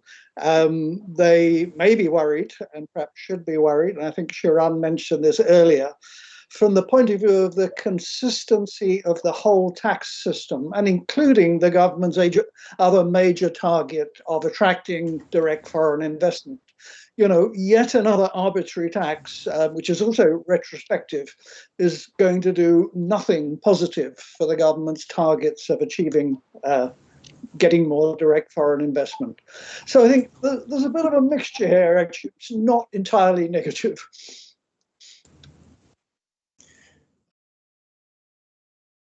What are the alternatives or the different types of tax measures that you would have implemented in this budget, considering Sri Lanka's significant challenges on revenue collection? Sure. Well, I would certainly have tried to raise as much revenue as possible, because that's clearly what is needed at this moment. I mean, I have no doubt that the government is going to have to go to some combination of its bondholders and the IMF in not many months. And the more that the government has done at this point to increase its revenue base, the stronger its bargaining position will be. So, the general message would be actually as much as possible at this point. We're in a slightly odd position here, because as some of your figures showed, the reduction in revenue in 2020, 3.4% of GDP, is absolutely enormous outside times of civil war and other kinds of emergency. Have any precedent for determining whether, if a government has given away that much revenue so quickly, it's actually possible a couple of years later to reverse that and increase the revenue. So there are a lot of uncertainties here, but my instinct on this one would have been, if you like, the relatively conservative one. I would have looked at all the measures government has taken in the last 5 years to give away revenue, and particularly in reducing rates and exemptions for the basic taxes, like corporate income tax, personal income tax, VAT, excise taxes. And I would have, as far as possible, reversed those changes, maybe increased thresholds, but I certainly wouldn't have been looking for new taxes that are going to be administratively difficult. But, the tax, as it were, the tax and revenue specialist view of this is not quite the same as politicians' view, and I respect the fact that politicians have slightly different priorities here. Thanks a lot, Prof. Senith. Deshal? කාරක සභාවේ වත්මන් සභාපති පාර්ලිමේන්තු මන්ත්‍රී ආචාර්ය චරිත හේරත් මහතාට තමයි මම මේ ප්‍රශ්නය යොමු කරන්නේ. බදු නොවන ආදායම් ගත්තොත් ඒ ආදායම් මාර්ගවලින් එකක් තමයි පොදු ව්‍යාපාර තුලින් අපි උපයන ඒ ආදායම. මේ අයවැය තුලින් රුපියල් බිලියන 226ක බදු නොවන ආදායමක් අපේක්ෂා කරනවා. දැන් අපි සංසන්දනාත්මකව බැලුවොත් 2021 දී තිබ්බ අපේක්ෂාව තමයි රුපියල් බිලියන 170ක්. ඒ කියන්නේ රුපියල් බිලියන 56ක වර්ධනයක් අපි මේ එන අවුරුද්දේ බලාපොරොත්තු වෙනවා. ඉතින් දැනට පොදු ව්‍යාපාර මුහුණ දෙන ඒ වාතාවරණය විශේෂයෙන්ම අලාභ ලැබෙන ව්‍යාපාර ඒ වාතාවරණයත් එක්ක මේ ඉලක්කයට යෑමේදී ඔබ දකින අභියෝග තියෙනවද සහ ඒ අභියෝග තිබ්බොත් කොහොමද ඒ අභියෝගවලට මුහුණ දෙන්නේ කියන ඒ ප්‍රශ්නය යොමු කරන්න කැමතියි ඔබතුමාට. අනිත් එක මට හිතෙන්නේ මේ මුලින්ම මට කියන්න තියෙන එකක් තමයි මේ අයවැය ලේඛනයක් කියලා කියන්නේ තනිකරම මැතමැටිකල් එක්සර්සයිස් එකක් එහෙම නෙමෙයි. ඒ නිසා විශේෂයෙන්ම මේ Colombo based think tanks sometimes read it as a very academic exercise, but that is not so. ඒක very important point එකක් මේ මෙතනදී කියන්න ඕන එකක්. මොකද there are two ways that we can look at economy. One is that mathematical kind of mainstream economics, and other one is political economy. I think this is a part of the political economy where you have to consider the political people side with the mathematical policy making processor. So there are two main important sections that any government should be touch upon. But ඒක කමක් නැහැ මම කියන්නේ ඒක මේ මට මේ පේන දෙයක් විදියට. ඒ නිසා ඔබ අහපු ප්‍රශ්නය මේ ලංකාවේ විශේෂයෙන්ම අපේ රටේ තියෙන මේ පොදු ව්‍යාපාර වල විශාල ප්‍රශ්නයක් තියෙනවා. ඒක ඇත්ත. ඒ වගේම පොදු ව්‍යාපාර මම අද ආටිකල් එකක් පළ කළා මේ ආණ්ඩුවට බිස්නස් කරන්න පුළුවන් කියලා. ඒ කියන්නේ ව්‍යාපාර කරන්න පුළුවන් කියලා. අපේ රටේ ප්‍රයිවට් සෙක්ටර් එකක් නැති කාලේ පටන් ගත්ත ගවර්න්මන්ට් ඉනිෂියේටිව්ස් රාශියක් අපි තාම පවත්වාගෙන යනවා. කීපයකින් විතරයි එළියට ඇවිල්ලා තියෙන්නේ. ඒ කියන්නේ ඒකට ගැලපෙන ප්‍රයිවට් සෙක්ටර් එකක් නොතිබිච්ච කාලෙක ගවර්න්මන්ට් එක ඉන්වෙස්ට් කරලා පටන් ගත්ත පොදු ව්‍යාපාර තාම අපි අරගෙන යනවා. මොකද ඒ වගේ විශාල රැකියා උත්පාදනයක් තියෙන නිසා, දේශපාලන අවශ්‍යතා නිසා.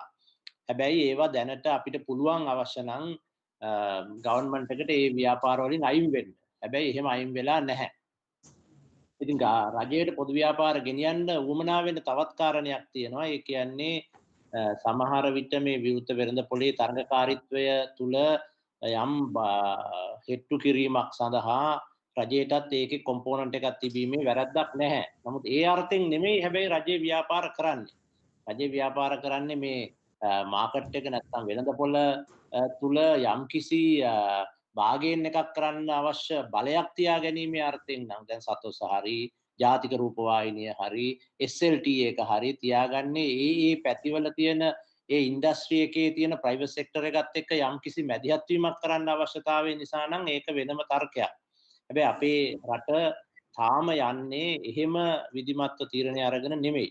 ඒ නිසා පොදු ව්‍යාපාර වලින් ලැබෙන මුදල් වල විශාල ප්‍රශ්නයක් තියෙනවා. හැබැයි සමහර රජයන් කාලේ ලාභ ලැබපු ව්‍යාපාර තව රජයක් කාලේ අලාභ වෙලා තියෙනවා.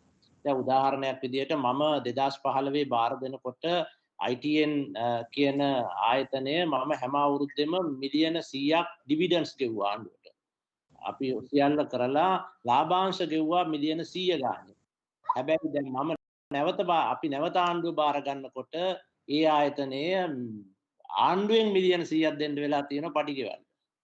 ඉතින් ඒක තමයි ප්‍රශ්නේ. ඒ නිසා මේ දේශපාලන ක්‍රියාදාමයේදී සමහර කාලවල ලාභ ලැබුපු ආයතන සමහර කාලවල කඩා වැටලා තියෙනවා. ඒ නිසා මේ පොදු ව්‍යාපාර වලින් අර ඇත්තටම ඔබ මේ බජට් එකේ ඔබට පේනවා ඒ ඔය වෙනත් ආදායම් මාර්ග ඉතාලම පොඩ්ඩයි අපි පර්සන්ටේජ් එකක් විදිහට 130ක් විතර මම හිතන්නේ 30කුත් නැද්ද කොහෙද? පොඩි ගාණක් තියෙන්නේ. මොකද ඒකේ හේතුවම මේක ඒ විදිහට අපිට කරගෙන යන්න බැරි තත්ත්වයක් තියෙන නිසා. විශේෂයෙන්ම රජයේ ඒකාධිකාරයක් තියෙන පොදු ව්‍යාපාර පවා වැටෙනවා. කියන්නේ වෙන කවුරුවත් නෑ පාර්ට්නර් තරංකාරයෙක් ඒත් ව්‍යාපාරේ වැටලා තියෙනවා. ඒ නිසා ඒක සාමාන්‍ය හැම රජයකම තියෙන පළල් ප්‍රශ්නයක්. ඉතින් මේ ප්‍රශ්නයට අපිටත් මුහුණ දෙන්න වෙනවා. මම පුදුමයටපත් වෙන්නේ නෑ මේ අපි බලාපොරොත්තු වෙන මුදල සමහර විට රෙවෙනියු එක විදිහට නොලැබෙන්න ඉඩ තියෙනවා.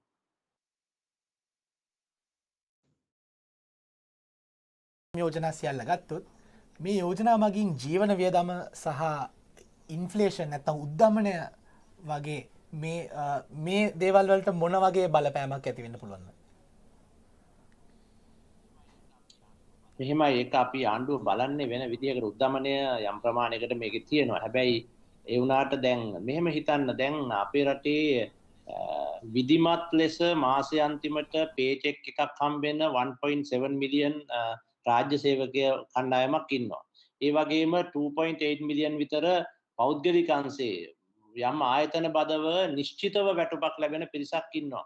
හැබැයි 52ක වාගේ පිරිසක් මේ රටේ ඉන්නවා අර ඉන්ෆෝමල් කියන්නේ ඉකොනොමික්ස් වල කියන අර යටම අය නෙමෙයි. නමුත් මම කියන්නේ විධිමත් ලෙස මාසය තුල නිශ්චිත ලෙස පේචෙක් එකක් ලැබෙන්නේ නැති සාමාන්‍ය මේ රැකියා ව්‍යුහයක් තියෙනවා 50ක විතර. ඒක විශාල ප්‍රමාණයක්. එතකොට ඒ රැකියා ප්‍රමාණය විසිරීලා තියෙන සමාජ තත්ත්වය ඇතුලේ ආර්ථිකය ක්‍රියාත්මක කිරීම රජයේ විශාල වගකීමක්. ඒ ආර්ථිකය ක්‍රියාත්මක කිරීම කියන එකට මේ අයවැයේ තියෙන බොහෝ දේවල් ඍජුව සම්බන්ධ වෙනවා. ඒ කියන්නේ අර මේ අපේ වාගේ රටක මේක මම එකයි කිව්වේ මේක පොලිටිකල් ඉකොනොමි එකක් තියෙනවා. ඒ කියන්නේ මේක හරිම අර සම්භාව්‍ය ඉකොනොමික් මේ න්‍යාය ඇතුළේ විතරක් බලලා හරියන්නේ නැහැ. දැන් මොකද ලංකාවේ රාජ්‍ය සේවය සහ නිශ්චිත පෞද්ගලික සේවයේ ඉන්න අයට වඩා වැඩි බහුතරයක් අර ෆෝමල් නැති වෙච්ච ඉකොනොමි එකක දීවරයා, ගොවියා, පෙදරේරුවා, මේසන්වරයා මෙහෙම කියලා අපිට කියාගෙන යන්න පුළුවන්. මෙහෙම විශාල කලාපයකින් මේක වැහිලා තියෙන්නේ. ඒතකොට ඒ කලාපයට මුදල් ලබා දෙන්න නෙමෙයි, නිකම් මුදල් ගෙවන්න නෙමෙයි, නිකම් සහනාධාර දෙන්න නෙමෙයි. නමුත් ඒ කාලාපයට මූල්‍යමය ක්‍රියාකාරීත්වයේ විශේෂයෙන්ම පෝස්ට් කොවිඩ් තත්ත්වයක් තුළ ඇති කිරීම කියන එක මේ අයවැය ඇතුලේ තියෙන එක අදහසක්. ඉතින් ඒක ඒ පැත්තනොත් තේරුම් ගන්න ඕන කියලා මම හිතන්නේ. බොහොම ස්තුතියි ඔබතුමාට ඔබගේ අදහස් වලට. දේශල්. A brief intervention by Mantri.lk, another platform that is run by Verité Research. So it's 2 years now since the election of President Gotabaya Rajapaksa, and Mantri.lk has done an analysis of the implementation of some of the proposals in the President's manifesto. So I'm going to hand it over to Azim to present their findings to you.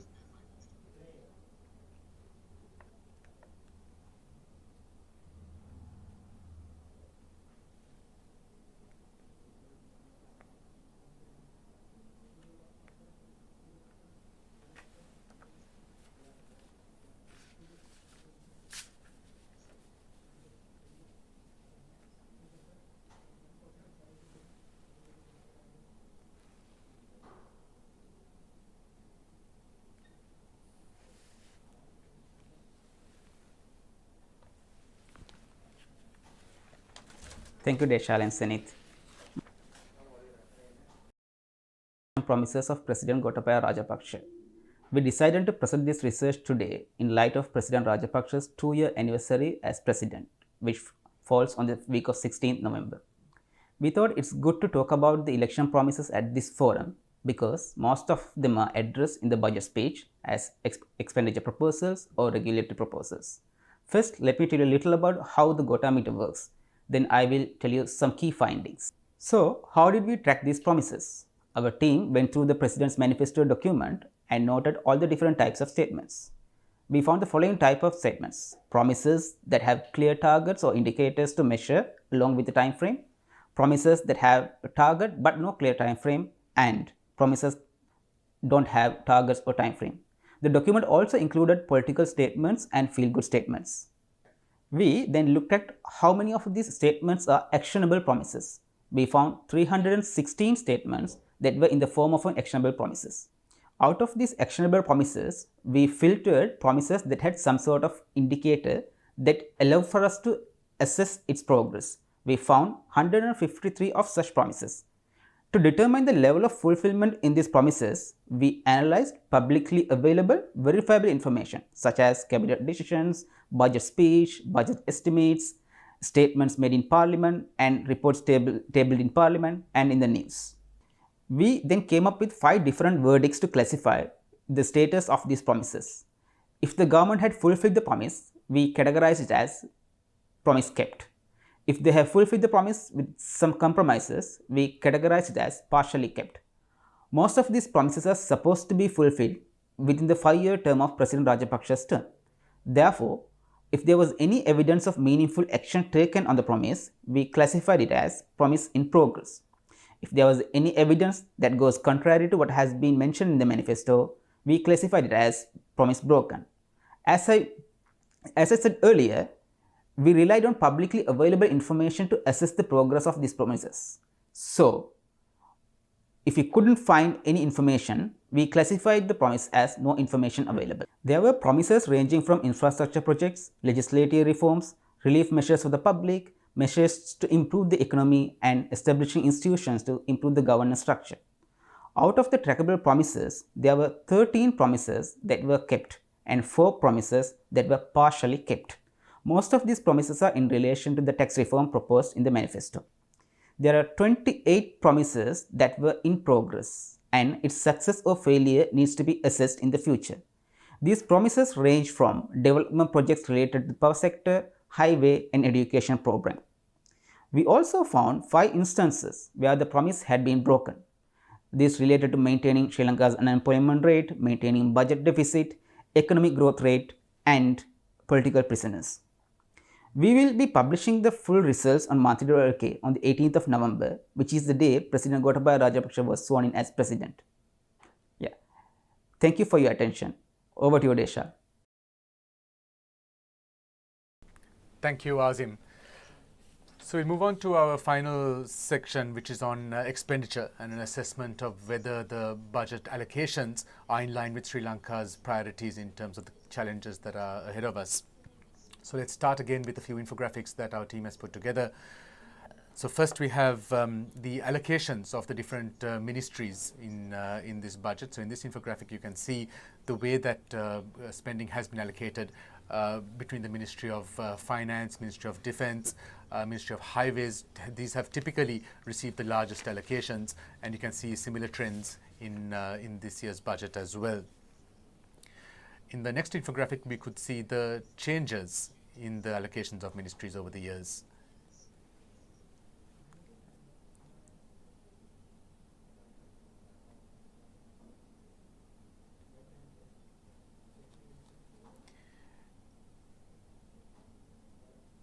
Yeah, sorry, so slight delay in getting that across.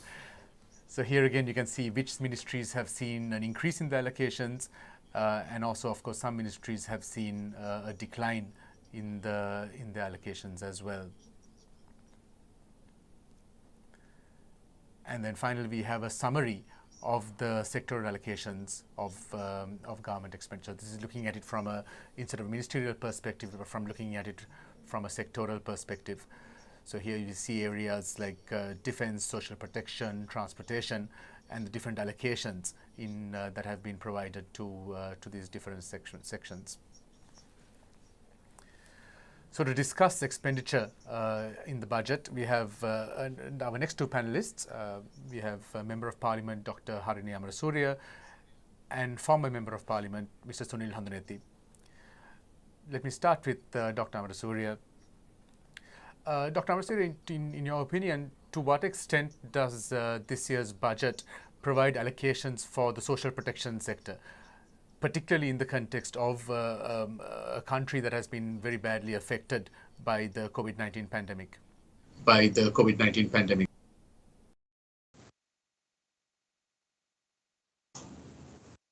I think you're on mute, Dr. Amarasuriya. Okay, can you hear me now? Yes. So thank you for including me in this conversation. I think overall, my first sort of reaction to this budget is that it's a very conventional budget and a sort of a continuation of what has been in the past. So even in relation to how we look at social protection issues, it's a very traditional approach that has been adopted, right? And this was not what we expected, because in the build-up, we were told that this would sort of present a very radical change in the way we kind of think about our financial sector, our economy, and social protection. So now, for us, from our point of view, social protection is not just about samurdhi or pensions, right? It's a larger issue about ensuring that people are safe and secure and have adequate safety nets in a time of crisis, right? And this is in response to issues that may arise in the home, in workplaces, schools, in public life in general, right? So in that sense, we take a bit of if we take a holistic view of this budget, where we see slashes to very important areas which contribute to safety, security, and reducing the risk for people in terms of cuts to health, cuts in or not real sort of an education, then those are concerns, because that would immediately mean that we are making the sort of context within which people have to exist a little more insecure. And we saw that very clearly in the COVID pandemic also, where it was not just the poorest of the poor who were affected, but across the sort of income spectrum, where even people, who were affected by job loss, whether they were in the middle class or, those kinds of sudden risks that they had to face, then there was very little for them to fall back on. And we saw how easily their lives could become. I think if you look at it in those terms, this budget doesn't really propose anything new, or doesn't seem to have learned really from the experiences of COVID, where we saw that getting a particular category of people and responding to those issues, but a sort of a broader, more holistic view of social protection, where we are approaching it from a point of making people less vulnerable and more able to cope with sort of sudden challenges and risks that they might have to face. Thank you, Dr. Amarasuriya. So the to the Samurdhi scheme with regard to issues of targeting, what in your opinion needs to be done in order to improve this scheme? The biggest problem has always been targeting, right? And Samurdhi scheme and the coverage. And it has always been politicized, right? And there's always been accusations that Samurdhi was used to sort of benefit the supporters of the party in power, the political regime in power, rather than as an actual sort of response to dealing with poverty eradication, right? And though in his budget speech, the minister talked about reforming coverage and sort of the better targeting, he didn't really specify very much. So it's hard to say at this point, right? Because we have no actual information other than that passing remark he made about the need to better target. Certainly we agree that there needs to be better targeting. But I think there are other problems associated with Samurdhi also, which need to be addressed, particularly the kind of ways in which it has affected women and sort of, sort of steered women towards kind of further indebtedness through kind of microfinance loans, for example.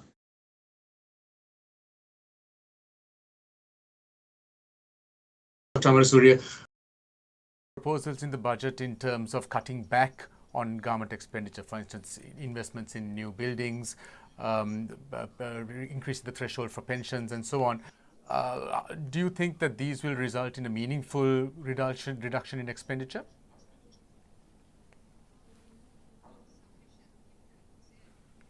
This budget is the deficit, and the fact that we are still sort of 3,200 billion rupees in debt, right? I mean, we still have a huge debt to meet through this budget, and it's not very clear how the sources of revenue that have been identified, whether those will really deliver, right? So in that sense, the kinds of cuts that have, for example, there's been also a proposal to cut by 5 liters the petrol allowance or the fuel allowance for ministers. 5 liters is nothing, right? 70 ministers into 5 liters. What is that, right? 350 liters. That's not really going to make a difference with this kind of deficit, right? So if we are serious about cutting on expenditure, I think there are far more serious areas where we could have been, a little more proactive and seriously looked at how we could reduce some of the unnecessary expenditure that goes on in government. A little bit of technical trouble in terms of connecting with Mr. Handuneti. So I'm going to now move on to Mr. Eran Wickramaratne, who is the former State Minister of Finance and is now a Member of Parliament. Mr. Vikraratne, in your opinion, are the expenditure proposals in this year's budget, are they in line with Sri Lanka's economic priorities?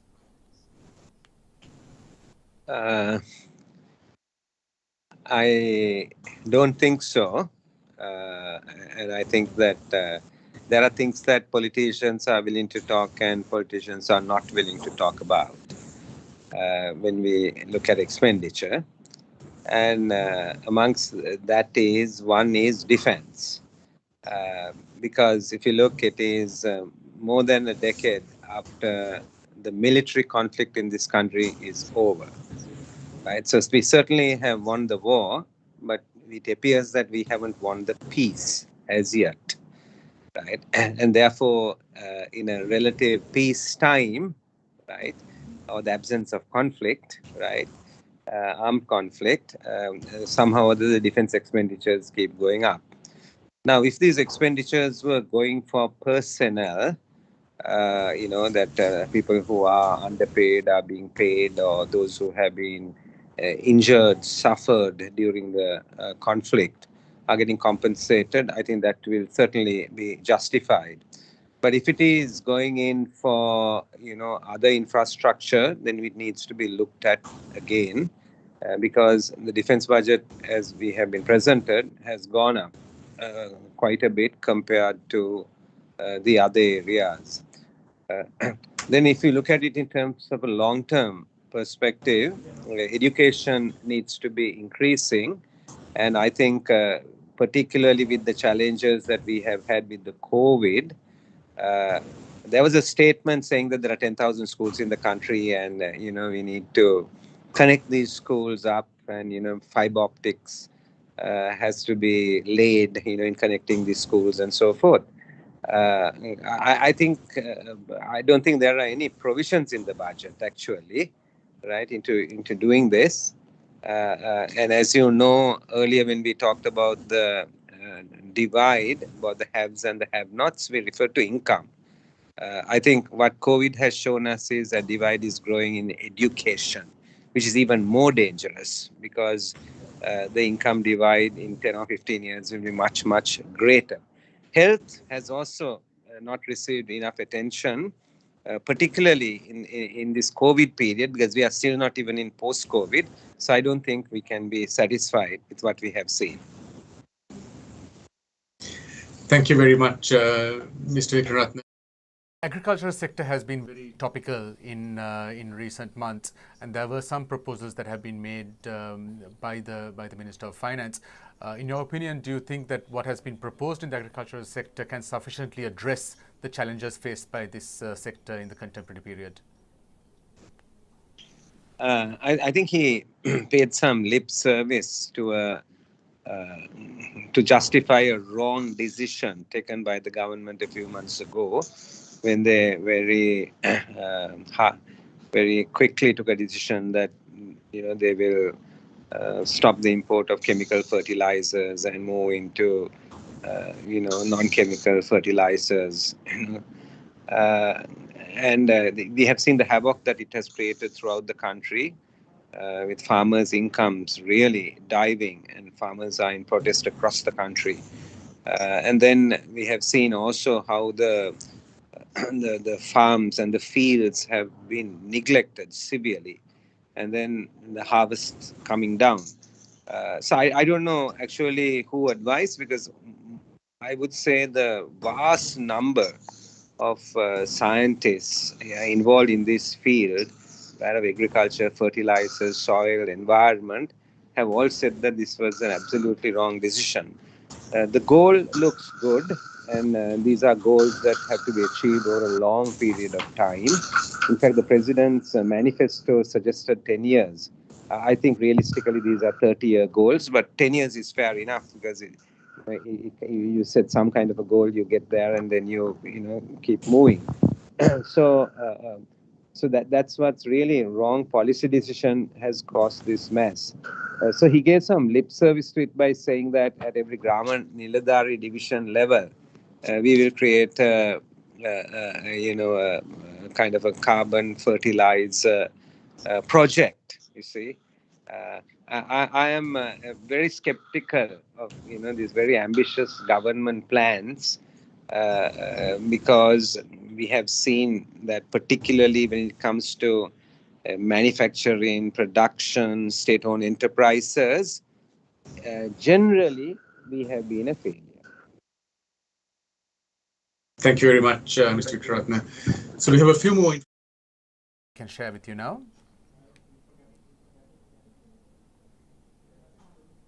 So the first one shows here the comparison of the breakdown of expenditure over time. So you can see the gradual increase over the years in absolute expenditure, and the split between the key expenditure items: salaries and wages, interest payments, the transfer payments, that's typically the payments that are made to welfare, and of course capital expenditure.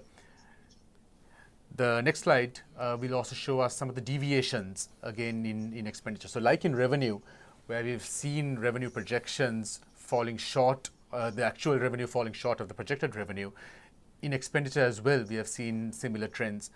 Typically, the biggest cuts in expenditure would happen in capital expenditure. So for instance, in the 2021 budget, there was a large allocation for capital expenditure, whereas the revised estimate for 2021 that is presented in today's budget speech indicates a significant decline compared to the projected capital expenditure in the 2021 budget. Now for 2022 as well, there's a very substantial capital expenditure allocation of close to R1 trillion. So it remains to be seen whether that level of expenditure will actually go ahead in 2022 or not. Another infographic here, which shows another piece of analysis done by Verité Research that looks at the implementation of budget proposals in each year. So what we can see in this most recent cycle is that the fulfilled budget proposals, in this case some of the cabinet decisions implemented in 2020, only 4% were fulfilled during the period under evaluation.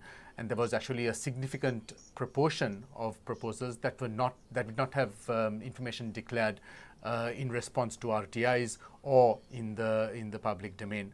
So the issue of weakness in implementation of budgets has been a systemic problem in Sri Lanka, and what we have seen is that has continued in recent years as well. And this is certainly something that will have to be addressed by the government going forward. And the final infographic that we have is an overall summary of the budget, where we have our expenditure in the different components of expenditure, the different components of revenue, and overall budget deficit, with the indication that it is entirely financed by domestic sources. Right, for the final two panelists, let me hand back over to Senith. බොහොම ස්තුතියි දේශල්. මම හිතන්නේ ඉස්සල්ලාම හිටපු මන්ත්‍රී සහ හිටපු COPE කමිටු සභාපති සුනිල් හඳුල් මහතා දැන් සම්බන්ධ වෙලා ඉන්නවා. බොහොම ස්තුතියි අපිත් එක්ක අද කතාව කරන්න සහභාගී වෙන එක ගැන. මම හිතන්නේ පාර්ලිමේන්තු මන්ත්‍රී එරාන් වික්‍රම මහතාත් මේ ගැන අදහස් ප්‍රකාශ කරා. හැබැයි ඔබතුමාගෙනුත් අපි දැනගන්න කැමතියි දැන් මේ අයවැය තුළ කෘෂිකාර්මික ක්ෂේත්‍රයට දිරිගැන්වීම් කිහිපයක් අඩංගු කරලා තියෙනවා. දැනට කෘෂිකාර්මික ක්ෂේත්‍රයේ පවතින ඒ අභියෝගවලට සාපේක්ෂව මේ යෝජනා කොහොමද ඒ අභියෝගවලට මුහුණ දෙන්නේ? ගොඩාක් ස්තුතියි මම සම්බන්ධ කර ගැනීම. පළවෙනි වතාවට අද අයවැය ඇහුවේ නැහැ. ඒක මං හිතන මගේ වාසනාවක් කියලා. මොකද මම අද ඉන්නේ මහ පොළොවේ නිසා. දැන් මේ අයවැයේදී මතුවෙන කාරණා මේ මැසේජ් වලින් එනවා අපිට. මං කියන්න ඕනේ ඒකදී මේ ගම්වල ඉන්න ජනතාව දක්වන ප්‍රතිචාරය මම දකිනවා. ඇත්තටම කෘෂි කර්මාන්තයේ තියෙන ලොකුම ප්‍රශ්නේ තමයි පෝර ප්‍රශ්නේ. දැන් ගොවියන්ට වෙන මුකුත් ඕනේ නැහැ. අද ගොවි ජනතාව විශාල වශයෙන් බලාපොරොත්තු හිටියා මේ පොහොර ප්‍රශ්නෙට විසඳුමක් දෙනවද කියලා. ඒකට විසඳුමක් ලැබුණා නම් අද මේ ගම්වල මල් වෙඩි ඇහෙන සද්දය තියෙනවා. රතිඤ්ඤ පත්තු කරන සද්ද එනවා. ඒක ආවේ නැහැ කියන්නේ මම දන්න පොහොර ප්‍රශ්නෙට විසඳුමක් ඇවිල්ලා නැහැ. වෙන මොනව හම්බුණත් වැඩක් නැහැ. එතකොට කවුරු හරි කියයි දැන් ඔය රසායනික පොහොර ආධුනික පොහොර ඒ කතාව වැඩක් නැහැ. ඒ කර්මාන්තයට පොහොර ටික ආවේ නැතොත් ඉදිරි මාස දෙකේදී මුකුත් හම්බෙන්නේ නැහැ. පොහොර ටික ආවොත් තමයි මිනිස්සු ගමට එන්නේ, කඩේට එන්නේ, බඩු ගන්නෙ, කොණ්ඩේ කපන්නේ, ඇඳුම් ගන්නෙ, ආහාර ගන්නෙ ඔක්කොම ටික. අද ටේලර් ෂොප් එකේ ඇඳුම් මහලා තියෙන ගෙනියන්න විදියක් නැතුව. අද රේඩියෝ එක ටීවී එක කැඩිලා හදලා ඉවර කරලා තියෙන හැබැයි ගෙනියන්නේ නැහැ. හાર્ඩ්වෙයාර් එකට ඇවිල්ලා තියෙනවා සිමෙන්ති නැති නිසා අනිත් මුකුත් වැඩ කරන්නේ නැහැ. මේක තමයි ඇත්ත යථාර්ථය. මහ පොළොවේ මිනිසුන්ට කන්න බොන විදියක් නැති වෙලා තියෙනවා මොකද ආදායමක් නැහැ. ඒකට උත්තරයක් මේ අයවැය හම්බෙලා නැහැ. දැන් මම අද හිටියේ වැලිගම. සංචාරකයෝ ආවට වැඩක් නැහැ. මොකද ඩොලරයයි රුපියලයි අතරේ විනිමය අනුපාතය බරපතල පරස්පරයක් තියෙනවා. දැන් ලංකාවට එන සංචාරකයෙක් ඩොලරයක් වියදම් කළා රුපියල් 150කට දේවල් ගත්තා නම් අද යා ඩොලරයක් වියදම් කළා රුපියල් 200ක් යනවා ඒ දේවල් ටික ලබා ගන්න. 200ක වියදමක් දරන්න වෙනවා. එතකොට සංචාරකයා අතෘප්තිමත් වෙනවා. සංචාරකයා ලංකාවට එන්න ප්‍රිය වෙන්නේ නැහැ. දැන් දොර ඇරියම සංචාරකයෝ ඔක්කොම එයි කියලා හිතුවට ඒගොල්ලෝ හිතනවා මිල අඩු රටකට යන්න. දැන් උතර ප්‍රශ්නයක් තියෙනවා මේ ප්‍රශ්නේ හුඟක් දෙනෙකුට තේරෙන්නේ නැහැ. මොකද ලංකාවේදී සංචාරකයෝ රුපියල් වලින් වියදම් කරන්නේ. ඒත් රුපියල් වලින් වියදම් කරනකොට කලින් 150ක් වියදම් කරපුවා දැන් 200ක් වියදම් කරන්න ඒගොල්ලෝට සිද්ධ වෙනවා නම් ඒගොල්ලෝ තෘප්තිමත් නැහැ. ඒකින්ද අපනයන ආදායමට මේක ශක්තියක් වුණාට ආයෙ පස්සේදී මේ පැත්තේදී සංචාරක කර්මාන්තයේ කරබුදයක්. ඕවා ගැන හිතන්න ඕන. දැන් මොනවා දුන්නත් වැඩක් නැහැ ගොවි ජනතාවට. පෝර ටික නැත්නම්. ඒක ගැන උත්තරයක් නැත්නම් ඔය අය වෙයි ප්‍රශ්නයක් තියෙනවා ගමේදී. මම කියන්නේ ඒකට උත්තරයක් හම්බෙලා නැහැ. ඊළඟට මම දැක්කේ නැහැ මිලියන 15 ගානේ ගම් වලට බෙදන්න කතා කරලා තියෙනවා කියලා තියෙනවා. එතකොට අපි ලංකාවට ගෙන්නන භාණ්ඩ වලින් විශාල ප්‍රමාණයක් ආනයනය කරන යෙදවුම් නම් ගේන්නේ. ඔය සල්ලි බෙදුවට වැඩක් නැහැ අච්චු ගහලා. ඔය ඩොලර් වලට හරවන්න ඕන. දැන් ඩොලර් අර්බුදයක් තියෙන වෙලාවේ ඩොලර් වලට ඔය සල්ලි රුපියල් අච්චු ගහලා හරව ගන්න බැරි නම් තව අර්බුදයකට යනවා.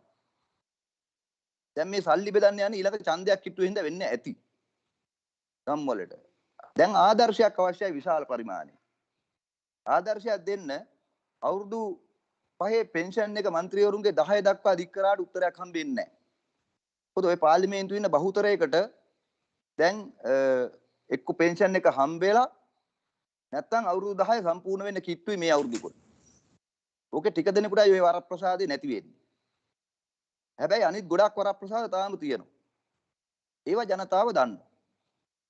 ඒවා ජනතාව දන්න නිසා මේක අර ජනතාව උඩට පටවන මහා පර්වතයක් වගේ අර්බුදේ සීනි බෝලයකින් වහන්න බෑ. සීනි බෝලයකින් වහන්න බෑ පර්වතයක අර්බුදයක් තියෙන. ඉතින් අද වෙළඳ පොළට ඇවිල්ලා මුදල් ඇමතුමා ඇහුවොතින් බිස්නස් කොහොමද කියලා බිස්නස් හරිය ගිහිලා තියෙන ස්ටුඩියෝ වල විතරයි. ෆොටෝ ගහන තැන් වල. මොකද ලංකාවේ තරුණ තරුණියෝ රට යන්න પાස්පෝර්ට් හදාගන්න ග්‍රීන් කාඩ් හදාගන්න ෆොටෝ ගහන ඇති වෙන්නේ. වෙන කිසිම තැනක බිස්නස් නැහැ. මේක තමයි ඇත්ත තත්ත්වය. මොකද හැම තැනම අද එක තැන නතර වෙලා හරියට අර කම්පියුටරයක් ස්ටක් වුණා වගේ. කම්පියුටරයක් වැඩ කරගන්න බැරුව කම්පියුටර් එකේ හොට වැඩක් නැහැ. දැන් තියෙන එවැනි තත්ත්වයක්. ඉතින් ඔන්න ඕක තමයි ඇත්ත අර්බුදේ කුෂිකර්මාන්තයේ විශාල ප්‍රමාණයක් යෙදවුම් වල මිල ඉහළ ගිහිලා තියෙනවා. උපකරණ වල මිල ඉහළ ගිහිලා තියෙනවා. පොහොර වලට විතරක් උත්තරයක් හම්බුනත් වැඩක් නැහැ. අද අනිත් ගොඩාක් දේවල් වල මිල ඉහළ ගිහිලා තියෙනවා. දැන් මේක වරපතල අර්බුදයක්. ඉතින් මට පේන්නේ මේ අර්බුදයට කිසිම උත්තරයක් නම් අයවැයෙන් හම්බුනේ නැහැ. ඒක අර අපි සම්ප්‍රදාය හැමදාම අයවැයක් කියන අර්බුදයට උත්තරයක් නැහැ කියන එක නෙමෙයි. මේක ඇත්තටම අර්බුදයට උත්තරයක් නැති අයවැයක් බව මේ මහ පොළොවේ ඉන්න මිනිස්සුන්ට දැනෙනවා. ඔබතුමාට මම හිතන්නේ අහන්නදල දැන් අද මේ අද තිබ්බ අයවැය තුළින් වියදම් අඩු කිරීම සඳහා සීමා කීපයක් පැනවීමට යෝජනා කරලා තිබ්බා. විශේෂයෙන් පරිපූර්ණික ඇස්තමේන්තු සහ රජයේ ගොඩනැගිලි නව රජයේ ගොඩනැගිලි ඉදිරිකීම් වගේ ඒ වගේ දේවල් වල සීමා පනලා තිනා. ඉතින් දැන් මේ වගේ වියදම් යෝජනා ක්‍රියාත්මක කිරීමේදී සහ ඒ බලපෑම් පැත්තෙන් ගත්තම මේ යෝජනා කෙතරම් තාත්විකද නැද්ද කියන ප්‍රශ්නේ ඔබතුමාගේ අදහස් දැනගන්න අවශ්‍යයි. අපි ඉතින් අයවැය ගැන දන්නවනේ. ඇස්තමේන්තු හදලා ඔක්කොම කරලා එව්වට පස්සේ එවන සල්ලිත් භාණ්ඩාගාරයෙන් එවන්නේ නැහනේ. එවන සල්ලිත් භාණ්ඩාගාරයෙන් ලැබෙන්නේ නැහැ ඇත්තටම. දැන් ওই ඇස්තමේන්තු වල තියෙන මුදල් ප්‍රතිපාදන අමාත්‍යාංශ වලින් කී දෙනෙකුට හම්බෙන්නේ? ඊට පස්සේ මෙහෙයුම් භාණ්ඩාගාර මෙහෙයුම් දෙපාර්තමේන්තුවට ගිහිල්ලා ආයතන වල ගණන් දීමේ නිලධාරීන් එකවුන්ටන්ලා ලේකම්තුමාලා කොච්චර ඉන්න ඕනද පස්සේ බලාගෙන මේ හදාපු ලයින් වලට කියලා. ඕකනේ ඇත්ත කතන්දරේ. එහෙනම් ආදායම නැතුව කොහොම වියදම් කරන්නත් බෑ. මම දන්න තරමට 2000 මේ සැප්තැම්බර් මාසෙ වෙනකොටත් අපට අස්තමේන්තු කරපු ආදායමින් හම්බුනේ බිලියන 800ක විතර කිට්ටු ප්‍රමාණයක්. එතකොට මුළු අවුරුද්දෙම ගත්තොත් 1300ක් විතර වෙයි ලැබෙන ප්‍රමාණය. අපි 2200කට 2400කට කොහොමද අස්තමේන්තු කරන්නේ? අපි ඇත්ත කතා කරොත් අස්තමේන්තු කරන්න බෑනේ, යථාර්ථයක් නෑනේ එහෙම. මම කියන්නේ මේ අයවැයේ තියෙනවද බදු වල සංයුතිය වෙනස් කරලා බදු ගෙවන මිනිසුන්ටයි බදු ගහපු අයටයි දෙගොල්ලන්ටම තේරෙන බදු ක්‍රමයක්. අපේ රටේ මේ ව්‍යාපාරිකයෝ බදු ගෙවන්නේ නැත්තේ නෑ. බදු ගෙවන්න තේරෙන්නේ නෑ. බදු ගෙවන්න කැමති කෙනාටත් බදු ගෙවන්න තේරෙන්නේ නෑ. ඔතයි ප්‍රධාන ප්‍රශ්න. රටට සංවර්ධනය අවශ්‍යයි. රටට ඉදිකිරීම අවශ්‍යයි. හැබැයි අර්බුදයකදී ප්‍රමුඛතාවය දෙන්න ඕන කොතනින්ද කියලා කල්පනා කරන්න ඕන. අර්බුදයකදී ප්‍රමුඛතාවය දෙන විදිය තෝරන්න නැතුව මේ දේ කළ වැඩක් නැහැ. මම විසර්ජන පනතේ මම දැක්කා. තාමත් ආරක්ෂක අංශ වලට තමයි වැඩිම වියදම් කරලා තියෙන්නේ. හැබැයි මම දැනගන්න කැමති ඇමති ආරක්ෂක අංශ, മന്ത്രിවරුන්ගේ ආරක්ෂක අංශ, ඊට පස්සේ ඔය ඉන්න කාර්යාල ආරක්ෂක සේවාවල් යම් ප්‍රමාණයකට නඩත්තු අඩු කරලා තීරණය කළා තියෙනවා. විශ්‍රාම ගියපු ජනාධිපතිවරුන්ගේ එයාගේ පවුල් වල ආරක්ෂාව අඩු කරන තීරණය කළා තියෙන වියදම් අඩු කරන්න කියලා. දැන් ඉදිකිරීම වලින් කරන්න හදන නැත්නම් අනිවාර්යයෙන්ම ඉස්කෝලවල පාසල් වල අත්‍යවශ්‍ය ඉදිකිරීම ටික නතර කරන එක. එතකොට ඉතින් කොහොමත් ඉතින් ජනතාවට ඒක දැනෙනවනේ. ඒක දෙමව්පියන්ගෙන් අය කරගන්න ඊට පස්සේ. එතකොට තමයි අර ආයේ එන්නේ දෙමව්පියන්ගෙන් අය කිරීමේ ක්‍රියාවලිය. ඒක කරලා උත්තරේ හම්බෙන්නේ නැහැ. එහෙමනම් අත්‍යවශ්‍ය තැන් වලින් නතර කරන්න පටන් ගන්න ඕන. ඉහලින් දැනෙන්න ආදර්ශයක් දෙන්න ඕන. ඒ ආදර්ශය දෙන්නේ නැතුව රටේ මූල්‍ය විනයක් හදන්න නැතුව මේ හොරකමයි දූෂණය නතර කරන්න පියවරක් ගන්න නැතුව මොනවා ඉදිරිපත් කරත් වැඩක් නැහැ. මට දැන් තේරෙන දේ මම මේ කියන්නේ පාර්ලිමේන්තුවේ නැති කෙනෙක් හැටියට මට දැනෙන දේ. දැන් ඔය අයවැයේ කොතනක හරි තියෙනවද අන්නේ නාස්තිකාර වියදම් කපා හැරීමේ යෝජනාවක්? ඒක තියෙනවා නම් මේ රටේ මිනිස්සු පිළිගනිවි ඔය අයවැය. නැතුව උඩ තියෙන ඉහළ තියෙන ඔක්කොම ටික ඒ විදිහටම නඩත්තු කරගනිමින් ගමේ මිනිහාගේ ස්පිරිතාලේ බේට් ටිකයි ඉස්කෝලේ බිල්ඩින් එකයි කපලා ඒක නැවත ජනතාවගෙන් අය කරගෙන මේක හදන්න බෑ. හොඳයි ලොකු දෙයක් බෙසිල් රාජපක්ෂ මහත්තයා මුදල් ඉලක්කම් කිව්වේ නෑ කියලා කියනවා. ඉලක්කම් මිනිසුන්ට තේරෙන්නේ නැතුණාට අදහස තේරෙනවා. ඒ අදහසේ නෑ කිසිම විදියකින් ආණ්ඩුව පැත්තෙන් මුදල් අමාත්‍යාංශයේ පැත්තෙන් ඇමතිවරයාගේ පැත්තෙන් කැපකිරීමක් කරනවා කියලා. ඇමතිවරුන්ගේ පැත්තෙන් කැපකිරීමක් කරනවා කියලා. අන්නේ කැපකිරීම අයවැයෙන් දැනුණා නම් රටේ මිනිස්සුත් කැපකිරීම ගන්න සූදානම් වෙනවා. මොකද අපි කවුරුත් ඉන්නේ වේදනාකාරී වටපිටාවක. ආර්ථික අර්බුදයක. ඒක මේ රටේ මිනිස්සුන්ට ඔක්කොට වඩා තේරෙනවා. ඒක මේ කොරෝනා නිසා වහන්න බැරි අර්බුදයක් කියලා සාමාන්‍ය ජනතාව දන්නවා. හැබැයි මේ ජනතාවට විශ්වාසයක් හදලා නැහැ. ආණ්ඩුවේ නායකයෝ කැපකිරීම කරනවා, මහන්සි වෙනවා. ඒකින්ද ජනතාව හැටියට අපිත් දැන් මහන්සි වෙන්න ඕන, කැපකිරීම කරන්න ඕන, ඉතිරි කිරීම කරන්න ඕන කියලා. ඊළඟට මට තියෙන ප්‍රධාන ප්‍රශ්නයක් තමයි කොහොම මේ ඩොලර් ප්‍රශ්නෙට උත්තරයක් ඔය ඇවේ හදලා තියෙනවා. ආයෝජකයින්ට දිරිදීමක් කරලා තියෙනවා. ආයෝජකයින්ට දිරිදීම කරනවා නම් පළවෙනි දේ තමයි කියන්න ඕන අපි කොමිස් ඉල්ලන්නේ නැහැ. වගාව ඉල්ලන්නේ නැහැ. ඕගොල්ලන්ට ඇවිල්ලා ආයෝජනය කරන්න පුළුවන් කියලා. අන්න ඒක කෙලින් කිව්වා නම් මම හිතන හුඟක් දේවල් විසඳ ගන්න පුළුවන්. ශ්‍රී ලාංකිකයෝ ඉන්න පිටරටවල් වල අපිට කතා කරනවා මේ අර්බුදයේදී අපි උදව් කරන්න ලෑස්ති රටට, ආණ්ඩුවට නෙමෙයි. රටට. හැබැයි ඒකට අවශ්‍ය පසුබිමක් හැදෙනවා නම් අපි ලංකාවට ඩොලර් 1000 2000 ගානේ වන්නම් කියලා. මට මතකයි ඉතාලියට ගිහලා GLP රැමතුමා කිව්වා ඩොලර් එකක් එවන කෙනෙකුට රුපියල් 2ක් දෙන්නම් කියලා. ඒ පරණ කතාවක්. ඊට වඩා ආදර්ශයක් දෙන්න ඕන, ඊට වඩා ඒක බැරෑරුම් ලෙස හිතන්න ඕන දෙයක්.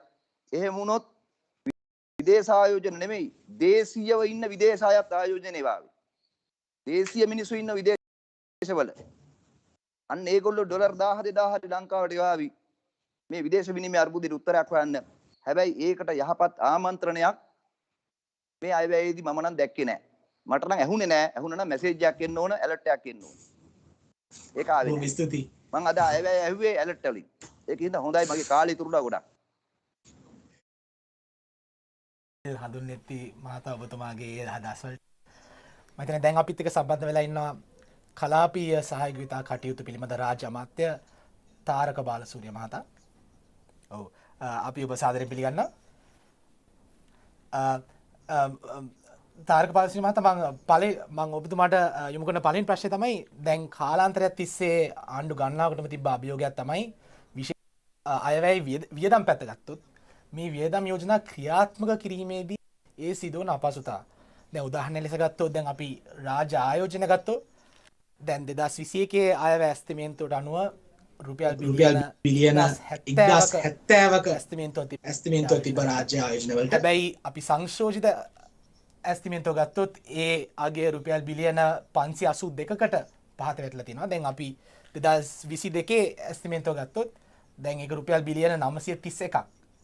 දැන් මගේ පළවෙනි ප්‍රශ්නේ තමයි දැන් මේ ආශ්‍රිතව මේ වියදම් ආශ්‍රිත අපිට වෙනසක් දකින්න පුළුවන් වේද සහ මේ ප්‍රශ්නයට මුහුණ දෙන්න අවශ්‍ය ක්‍රියාමාර්ග මොන වගේද කියලා ඒ ප්‍රශ්නය ගැන ඔබතුමාගේ අදහස්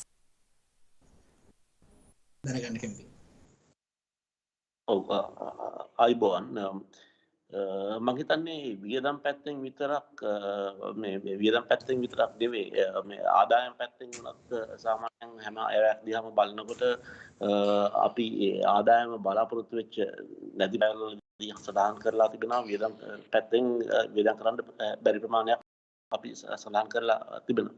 මට මතකයි රවි කරුණානායක මහත්තයාගේ පළවෙනි හරි දෙවෙනි අයවැයේදී ගිය ආණ්ඩුවේදී ආදායම 48%කින්ද 48%කින්ද 50කින්ද අවුරුද්දෙන් අවුරුද්දට වැඩිවීමක් තිබුණා. අපි කවුරුත් දැනගෙන තිබුණා මේක සාර්ථක වෙන්නේ නැහැ කියලා.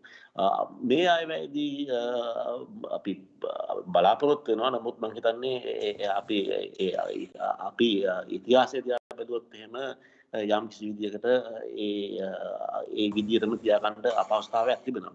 වකවානුව දිහා බැලුවොත් එහෙම unexpected දේවල් නැත්නම් අපි බලාපොරොත්තු වෙච්ච නැති දේවල් වලට අපිට වියදම් ඉඩ කඩ වෙනවා. අපි කොවිඩ් වසංගතයේ උදාහරණයකට අපි බලාපොරොත්තු ඒ වගේම අපි දැන් කොවිඩ් වලින් පොඩ්ඩක් පොළොව උස්සන්න හදනකොට අහපව් මේ වසංගතේ අපිට පේනවා එක එක ලක්ෂණ මේ අනික් රටවල් වල ඒ ප්‍රමාණය වැඩි වෙනවා. එතකොට මේකෙන් තිබෙන ඒ බලපෑම් මොනවද සංචාරක ව්‍යාපාරය වගේ දේවල් වලට මොනවද බලපෑම් තිබෙන්නේ කියන එකත් අපිට ඒකට කල්පනා කරන්න වෙනවා. ඉතින් කෙසේ වෙතත් මම විශ්වාස කරනවා මේ අයවැයේදී විශේෂයෙන්ම අර සප්ලිමන්ට්ලි මුදල් ඇමතුමා ඉල්ලීමක් කරා සප්ලිමන්ටරි මේ වගේ ඒ නිසා අපිට ඒ බජට් එකෙන් සැලසුම් කරපු එකට කිට්ටුවෙන් යන්න පුළුවන් කියලා අපි බලාපොරොත්තු වෙනවා. ඒ වගේම මම හිතන්නේ පාර්ලිමේන්තුවේදී අපේ ආණ්ඩු පක්ෂ මන්ත්‍රීවරුත් යම් කිසි විදිහකට බජට් ඔෆිස් එකක් හදන්න ඕනේ කියලා මම එහෙම හැමදාම කියන කතාවක්. ඉතින් මමත් එකග වෙනවා අනිවාර්යෙන්ම ඔෆිස් එකක් හුඟක් වෙලාවට ඒ වියදම් කරන්න එනකොට මම හිතන්නේ පෙබරවාරි මාර්තු පහුවෙලා තමයි ප්ලෑනින් ඔක්කොම කරලා එස්ටිමේට් කරලා යන කාලයක් යනවා. ඉතින් මම හිතන්නේ ඒ ක්‍රියාදාමය අපි ඉක්මන් කරන වැඩ පිළිවෙල. බොහොම ස්තුතියි. එතකොට දැන් අපි අද අයවැයෙන් අහපු වියදම් යෝජනා අතරින් ඔබ දකින විදිහට වඩාත්ම තීරණාත්මක සහ සුබවාදී වෙනසක් ඇති කරන්න පුළුවන් යෝජනා මොනවද? මම හිතන්නේ මේ කාලේදී අයවැයක් ඇත්ත වශයෙන්ම කවුරුත් වලදී නම් මුදල් ඇමති කෙනෙක් වෙලා මටත් අයවැයක් ඉදිරිපත් කරන්න පුළුවන් නම් කොච්චර වාසනාවක්ද කියලා කල්පනා කරත් මම හිතන්නේ අර අන්වෙන්වියස් නැත්නම් මේ වෙලාවේදී අයවැයක් ඉදිරිපත් කරන ඊර්ෂ්‍යා කරන කාරණාවක් නෙවෙයි. නමුත් විශේෂයෙන්ම ඒ ග්‍රාමීය සංවර්ධන කටයුතු වලට යොදන ඒ මුදල් ප්‍රමාණය පිළිබඳව මම යම් කිසි විදිහකට විශේෂයෙන්ම සතුටු වෙනවා. අපි දන්නවා ඒ අද ආර්ථිකයේ තිබෙන තත්වයෙන් අපි ඒ ගොඩ ගණ්ඩ නම් ස්ටිමියුලස් එකක් ඇති කරන්න උවමනාවක් තිබෙනවා. ඒක අනිත් පැත්ත තමයි මුදල් අච්චු ගහනකොට ඒක උද්දමනයට යම්කිසි මට්ටමකට පරිවර්තනය වෙන්න පුළුවන් කියලා තිබෙනවා. නමුත් හැම වසමකටම ලංකා ඉතිහාසයේ හැම වසමකටම ලක්ෂ 30ක් වගේ මුදල් ප්‍රමාණයක් වියදම් කරනවා. අපි මං හිතන්නේ ඒ සම්පූර්ණ මුදල් ප්‍රමාණය බිලියන 42ක් ඒ වසම් මට්ටමින් වියදම් කරනවා. ඊට අමතරව ඒ ග්‍රාමීය සංවර්ධන කටයුතු වලට බිලියන 85ක් වගේ මුදල් ප්‍රමාණයක් වියදම් කරනවා. ඉතින් මං හිතන්නේ ඒක සාර්ථක කරගත්තොත් විශේෂයෙන් මේ ගම් වලට මුදල් එනවා. ඒකෙන් අපිට යම්කිසි නොකෝන් ඉෆෙක්ට් එකක් අපිට බලා ගන්න පුළුවන් වෙනවා. ඒ වගේම ලෝකල් කවුන්සිල්ස් වලට බිලියන 20ක් වගේ මුදල් ප්‍රමාණයක් වෙන් කරලා තිබෙනවා. ඒ වගේම මේක වියදමක් නොවුනත් මම විශේෂයෙන්ම වියදමක් තමයි ඇත්තටම මේ කොවිඩ් වසංගතයේදී කොවිඩ් වසංගතයේදී ඒ කුඩා සහ මධ්‍යම එවෙන් යම් සහනයක් බලාපොරොත්තුට දෙන්න මේක සැලසුම් කරලා තිබෙනවා. ඉතින් මේ වියදම් පැත්තෙන් මම දකින අන්දමටම ඒ ආර්ථිකයට කරන්න පුළුවන් දේවල් හැටියට තමයි මම මේක දකින්නේ. බොහොම ස්තුතියි ඔබතුමා අපිත් එක්ක සම්බන්ධ වුණාට. මම හිතන්නේ අපේ සාකච්ඡාවේ කතාව අදින් අවසන් කරන්න. Thank you, Senith. So yeah, we've come to the end of this evening's discussion. I hope it was a useful initial insight into the outcomes of the 2022 budget. I'd like to thank all of our panelists who greatly appreciate the time that they took to spend with us, especially at this very exciting time immediately after the budget, particularly for the members of parliament. I'm sure there's a lot going on, so I really appreciate the time that you took to spend with us.